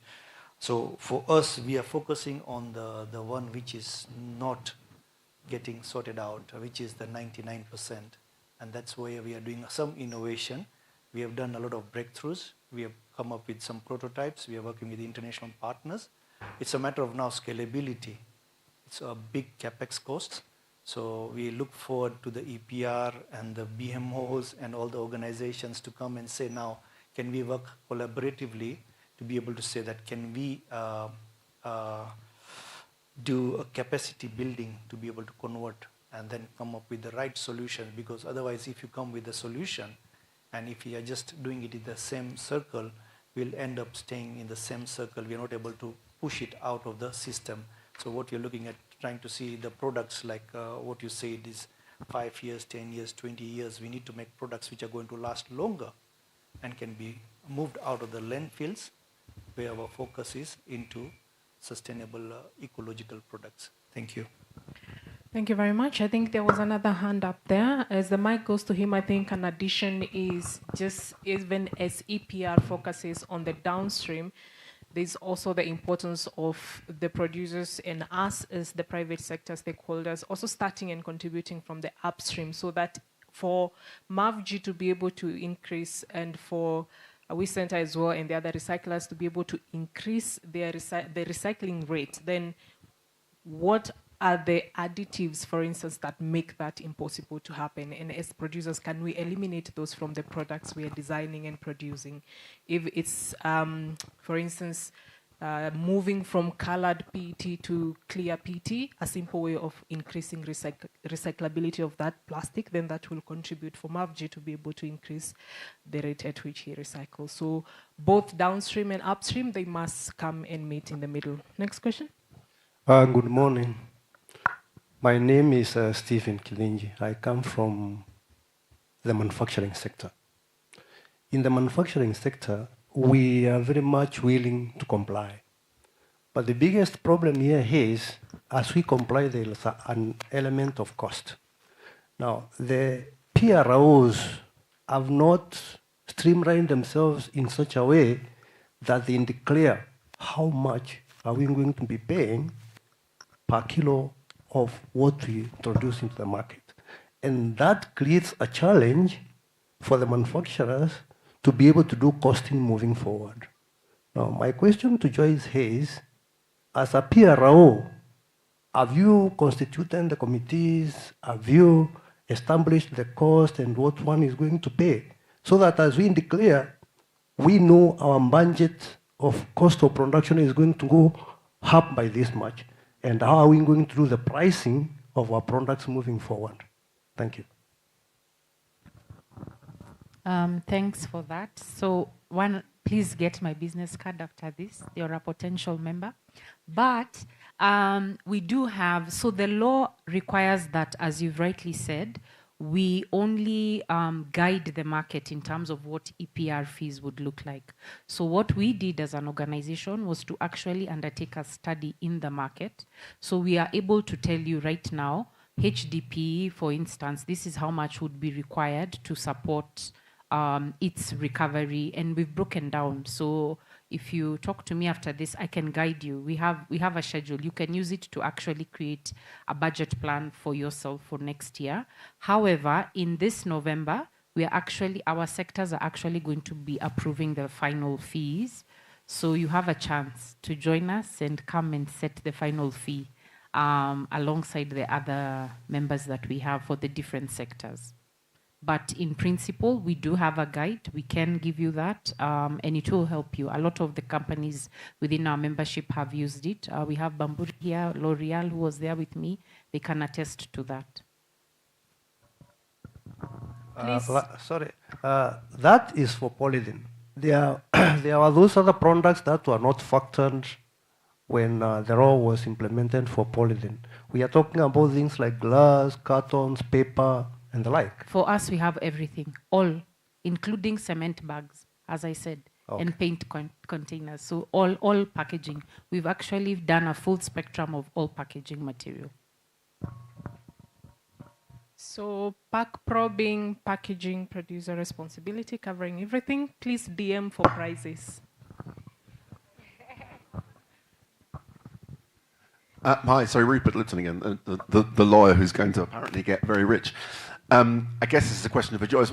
Maybe I'm being naive, but when I looked online and I looked at Kepro, I think it was, it seemed to me that the charges are based on the tonnage that you produce, not the tonnage of waste, which goes back to the thing which was conveniently sidestepped by Daktari, which is a producer who produces a lot of heavy stuff, but very little waste, who are being compelled to pay millions. For what? So there does appear to be, and this has been mentioned again by my colleague, a little bit of a blind spot here. Fine when we're talking about the CAM and the KEPSA members, and yes, they're big producers and they'll make a difference, but we know that the vast majority of businesses in this country is a small business, and probably the vast amount of waste is produced by small business. Incidentally, I have the Act in front of me, so on the subject of fines, and there are lots of fines, but I want to give you an example. A person commits an offence if that person fails or refuses to give information that the person may lawfully be required to give to the authority, and I'm thinking of the deadline this weekend. I don't know about you, I think this is quite a lot. The person convicted of an offence shall be liable to a fine not exceeding 1 million shillings or imprisonment for a term not exceeding 5 years or to both. You know, again, if you're thinking about Coca-Cola and L'Oreal, fine, but for the majority of businesses, no. And I think it's, so I'm going to make one more point. I think it's a shame that the authority, and this is a sensitization meeting by the authority, doesn't even seem to be here to hear this. Yeah. Wow. Okay. So, yes, the law requires that you pay for what you put into the market and not what is waste. However, that same law actually requires PROs to factor in eco-modulation, which really means when you have a product that's highly recyclable, your fees should actually be very low or insignificant. I'll give you an example. We do have right now companies in our membership who have 100% recycled content in their product. So they will actually not pay any EPR fee to us. They'll only pay the membership fee, but no EPR fee, because the cycle for them is 100. It's everything is being used within our market. So we've done that. We've gone ahead to implement eco-modulation. However, I do hear you in the sense that a lot of companies are unaware of this particular law, and the penalty being as heavy as it is, will definitely be non-compliant. But I also heard Dr. Masharia say that he's creating an environment for, I would say, assisted compliance, which means I do expect that come November 1st, definitely, the bigger players are going to then bear the brunt of non-compliance first, and then the SMEs will then be dealt with as we move along. It's just the way it is. Largely also because we have a lot of SMEs who are operating underneath the regulatory radar of either KRA or KEBS. So it's very hard to catch them. A lot of them are operating from houses or other non-registered places. So it's very difficult. So I hope we get to support NEMA to identify PRO.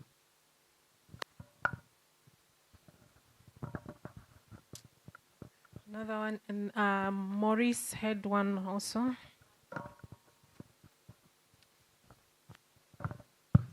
Okay, good morning, everyone. My name is Maurice Onyando. I represent Line Plus Group, a manufacturer of plastic packaging. Now, in terms of moving this topic forward, we've been engaged in a lot of discussions, especially with our users. Now, one of the issues that I would need clarification on is in terms of membership to the PROs. I, as the manufacturer, if I've joined a PRO and I have the users who buy from me, are they supposed to join the PRO on their own, or are they covered under my membership? That is what I needed to, because I would have declared the volume I've put into the market. So how are they covered? Are they covered under me, or do they go on their own, please? Okay. So one, Line Plus, you're my member, but as a converter, the responsibility is still to the brand owner. The brand owner must belong to a PRO.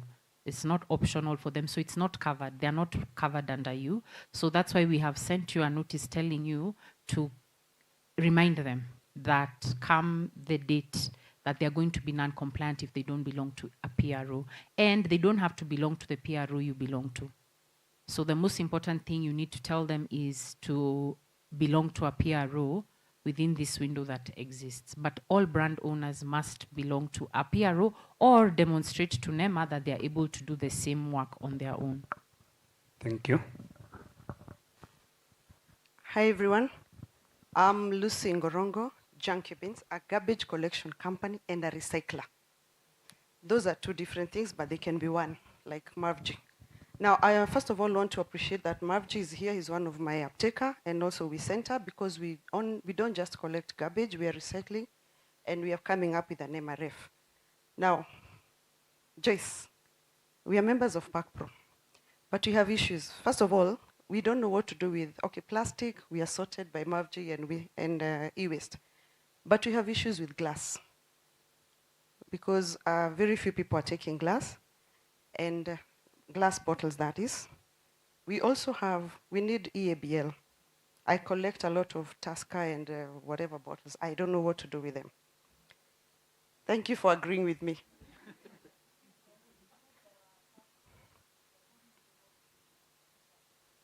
Thank you very much, because I was in touch with Bamburi. They wanted me to take to them tires, which I cannot do, because that's another challenge we are having. Most of these recyclers want us to take to them our waste for free. It is not possible. So as much as we are collecting waste, we are being paid to collect waste, but we are not being paid to recycle. It is just our mandate as citizens to segregate waste and to reach out to Kenyans and talk to them about segregation of waste. Because as much as the government has already put up a Solid Waste Management Act, very few people, including those in power, don't even know there is one. So that is another thing that we need to do. I've been talking to most of the government institutions. Can you create awareness? Not putting fines and penalties. If you don't segregate your waste, there's a penalty of 20,000. And they're asking me, okay, fine, I'll segregate my waste. You as junkie, you're recycling, it's okay. My garbage collector does not recycle my waste. It's all going to the dump site. What are we doing? Those are things that we need to discuss and come up with solutions, not just putting penalties. In the spirit of creating awareness, I'm sure all of you are on social media. You saw something that was circulating 2-3 weeks ago. We have to segregate our waste into 3 bins. Let's be very honest. How many of our kitchens can sustain those bins? Mine cannot. Exactly. So we are being told to segregate our waste into 3 bins. 3 bins. My kitchen is the size of this table. Where do I put my bins? And then I'll segregate, fine. Then you take it to Dandora. Are we achieving anything? Joyce, to you. Organic waste. I am a garbage collector. 60% of my waste is organic. What is PACPRO doing about organic waste? Or is it not part of? It's not, unfortunately. Apparently, it's not. It's not. The Daktari was very clear. And I walked in at that Just time. Before you respond, yes. I will give you a solution. I am recycling organic waste into poultry, pig, and fish feed. But I have no one to sell to, because nobody knows I am recycling organic waste. And nobody knows I have organic fertilizer. Thank you very much. Wow. So just, Joyce, yeah, you're the hot seat. Hot seat. Let me help you out a and little I'm not bit. the regulator. let me help you out a little bit. I think there are different things, and I've come to realize we are at different levels of information awareness. We are at different levels of awareness, and I think the discussion on EPR started way back 2020 and even before that. And I'm realizing the same questions people were asking in 2020, people are asking now. So the PROs don't deal with organic waste. So there's a difference between waste service providers, probably Jackie Beans will be part of that, and there's a difference on producer responsibility, the PRS organizations. So the producer responsibility organization deal with packaging. So anything that you see that is packaged, for example, if you look at this table, the sugar is packaged in this. So it's a multi-layered, it's not paper alone, so it has a coat, a lining of plastic, right? So if you look at the water that you have, it has a number of elements to it as well. So there's glass, I think there should be aluminum, and then there is a label as well. So there are different PRs that will deal with it. Initially, when the discussions on EPR started, there was something was called a Schedule 1. Schedule 1 had a list of products that would have been managed under the EPR. So there was tires, plastic, automotives, hazardous waste. But there was a conversation that was going in between, at the time, Ministry of Environment, NEMA, and the AG. So AG said, if you look at the consistency of the laws, then you need to remove the schedule, right? So the schedule was removed. So I think at some point, some of us are still back where Schedule 1 was there. But still, the EPR regulation is still a draft. So it's not a finished product. So it's still, so it started off draft EPR regulation 2020, it moved to 2021, 2022, now in 2023, it's still a draft. It's still a draft.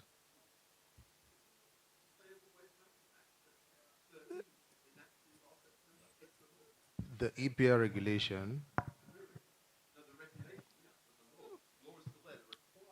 the National Sustainable Waste Management Act, yes. And what does the Act say? What does the Act say? That the CS, I'm not telling you to read the whole Act. The CS, together with the regulator, will then form regulations to show us how the Act will be enforced.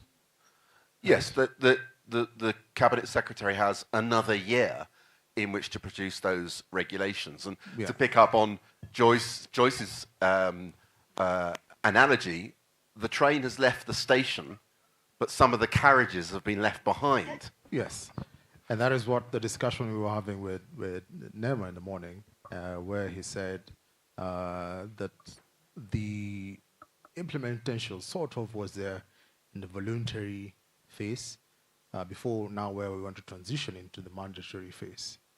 And Dr. Ayub was at the time director at the Ministry of Environment. Now he's moved to NEMA, which is the regulator, though he was still a staff of NEMA but seconded to the ministry. So there are different things at play at the moment that I want you to take into consideration and what is happening in the market. So the regulator, of course, is a difficult point between enforcement without the regulation, but they also know the Act says that it's the responsibility of the producer to take care of packaging. That's why Joyce mentioned that the train has already left the station.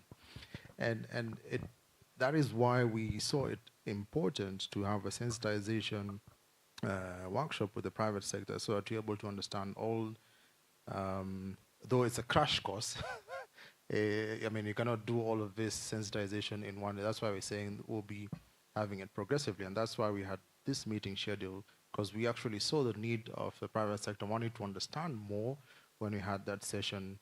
Unfortunately, Dr. Ayub was not able to come in person, but in the first meeting, he was there in person. We had the KEBS person there as well.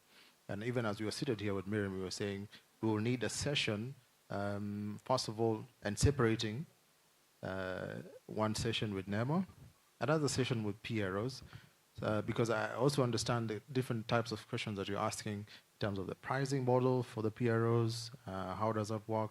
So you need also a specific session with the PROs to understand how the business will be paying the fees. In terms of the regulations and the acts, Of course, the Constitution allows for public participation. I think most of us miss out on that, and this we have been seeing the. You remember from 2020 where we had sessions with hazardous people from plastic, and that's how Petco moved from Petco to PackPro to try and accommodate additional products. Joyce can tell you the story, but they still hold the brand. Yeah, but we also have Kepro. Miriam will tell you, for you also to understand this, there is a PRO on e-waste, there's a PRO on hazardous waste, and coming up in textile, right, as an initiative.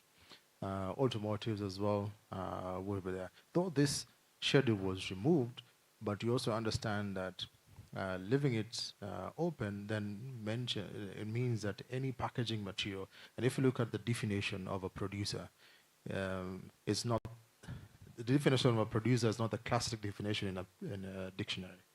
It says any person who imports, any person who makes a product in the market, and any person who then introduces a product.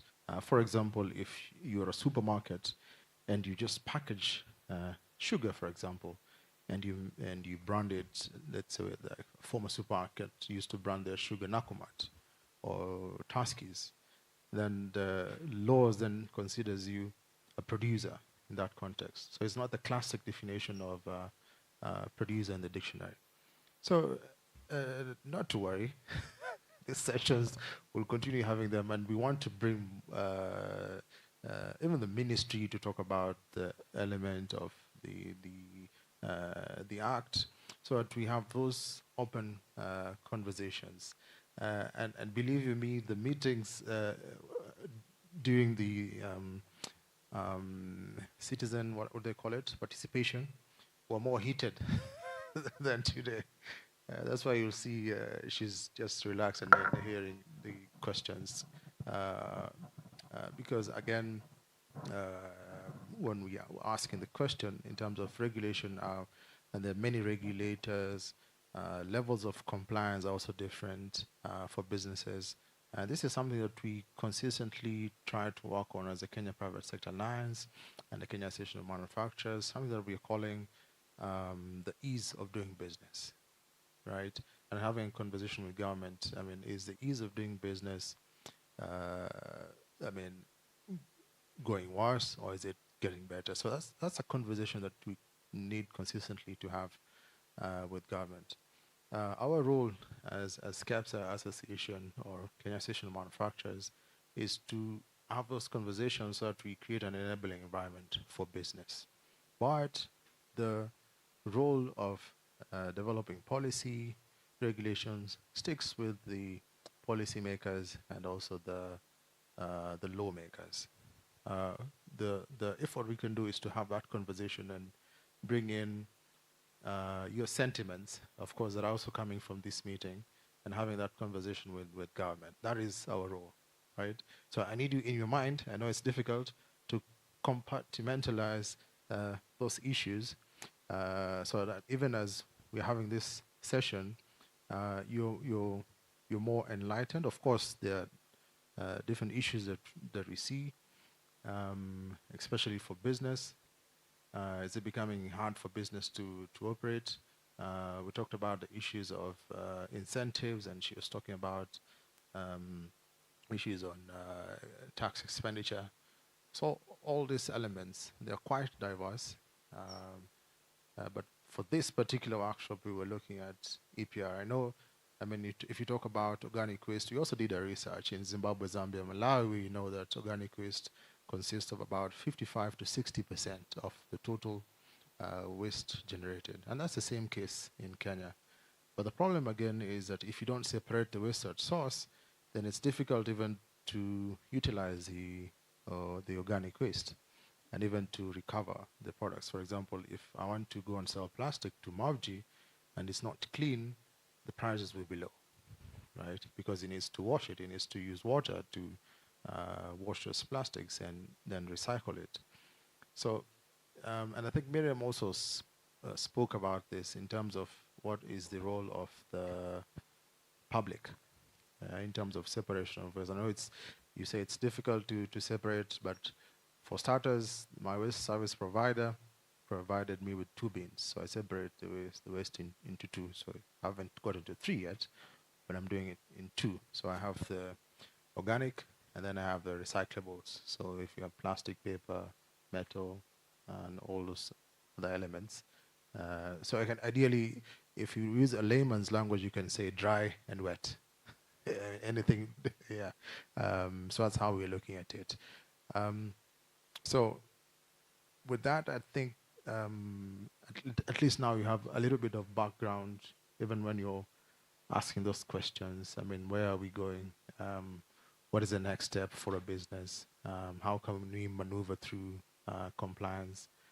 Because trust me, if you're not compliant by the weekend, you have a problem, right? So the question you need to ask yourself is, how can I maneuver through the compliance, but still have that conversation with NEMA, have that conversation with, because we had a session with Dr. Ayub, and he actually said, at this phase, at least show that you're doing something.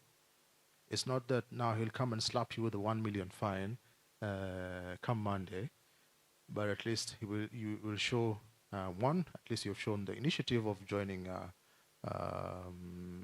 PRO for starters, or as a company you have that initiative to ensure that you collect your packaging. So it's more or less like showing a plan.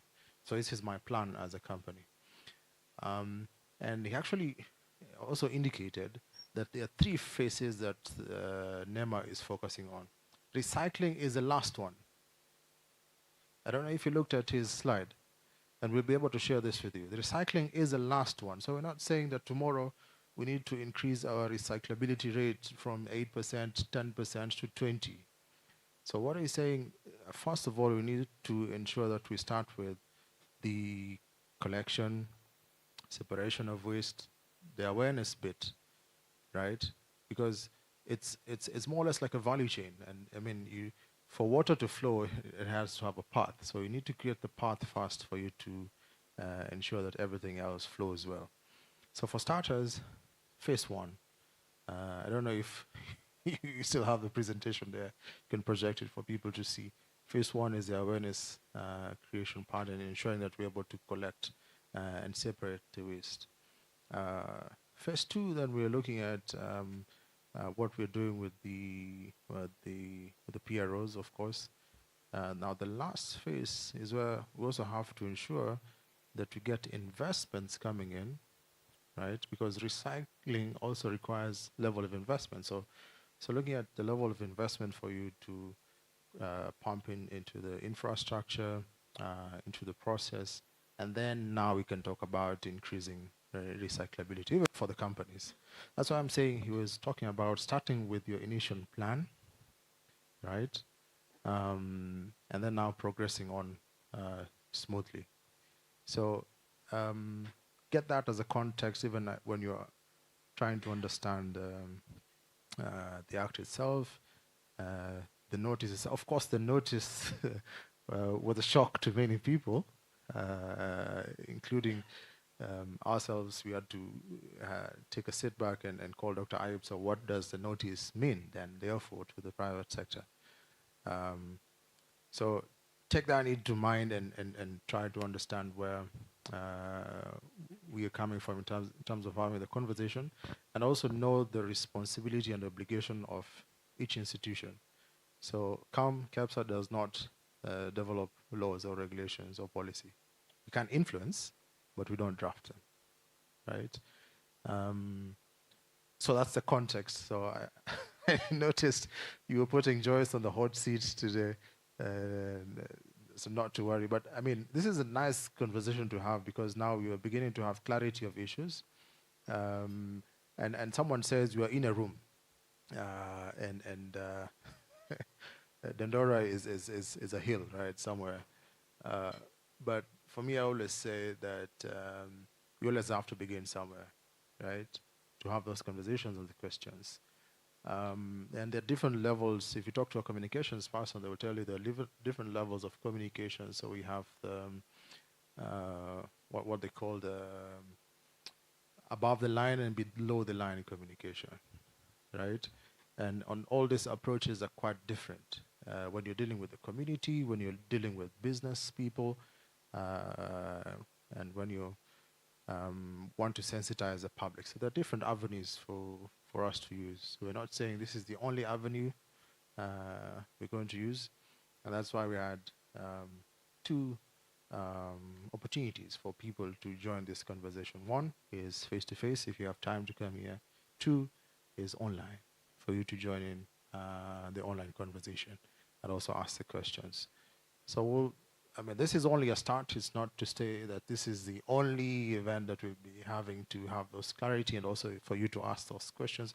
It's always good to ask those questions because again, the regulator and the lawmakers will also take a back seat and ask themselves, so what is the unintended consequence of some of the laws that we passed?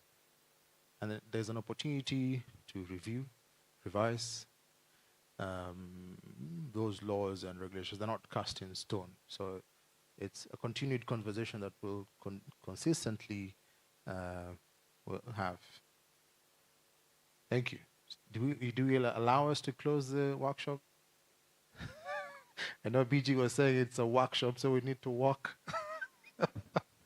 Yeah, but I mean, we do appreciate the questions that you did ask, right? And these are the same questions that we also go back to ask the regulator, and that's why consistently we keep asking them to come to be in a room with the private sector, so that the private sector, deals with a number of things. So one is to make the shareholder happy, and two, how do you make the shareholder happy is to make profits, right? If you don't make a profit, then you cannot meet your short-term and long-term obligation, meaning that you're not being a going concern, what accountants say. So, and with that, then you can begin to focus on these other things. And that's also how SMEs work. SMEs work in a mode where they need to know what will be my sales today, for starters, leave alone what I'm projecting towards the month, what most corporates do. What is my sale at the end of the day? And that will sustain me to tomorrow. Yeah.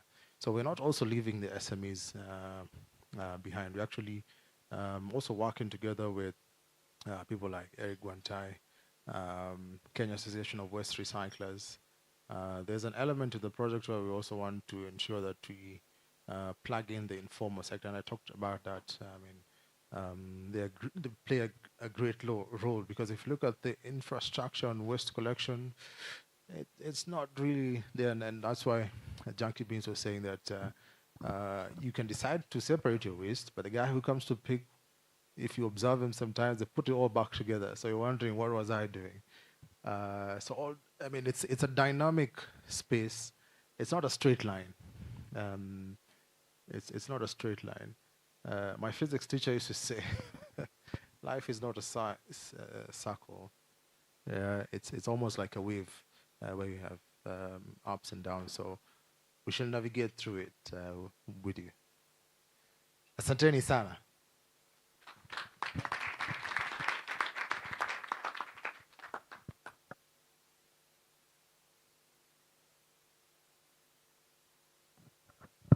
Thank you, Ebenezer, for intervening.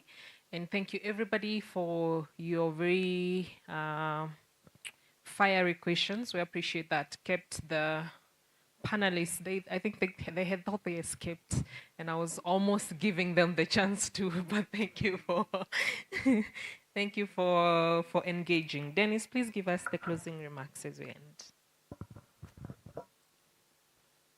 Okay, a lot has been said, and I think coming on board just to not echo what everybody has been saying, but I think also just looking at new faces. I think I've been in this space in terms of awareness creation for quite some time, and every day I learn something new. Okay, and also looking at everyone, and also just looking at the different faces. I know the train has left the what, but we might want to go back and pick those who have, or they run to us, or we go back to them. Which is the solution to that? We go back. Okay, we'll check if the train has a reverse gear.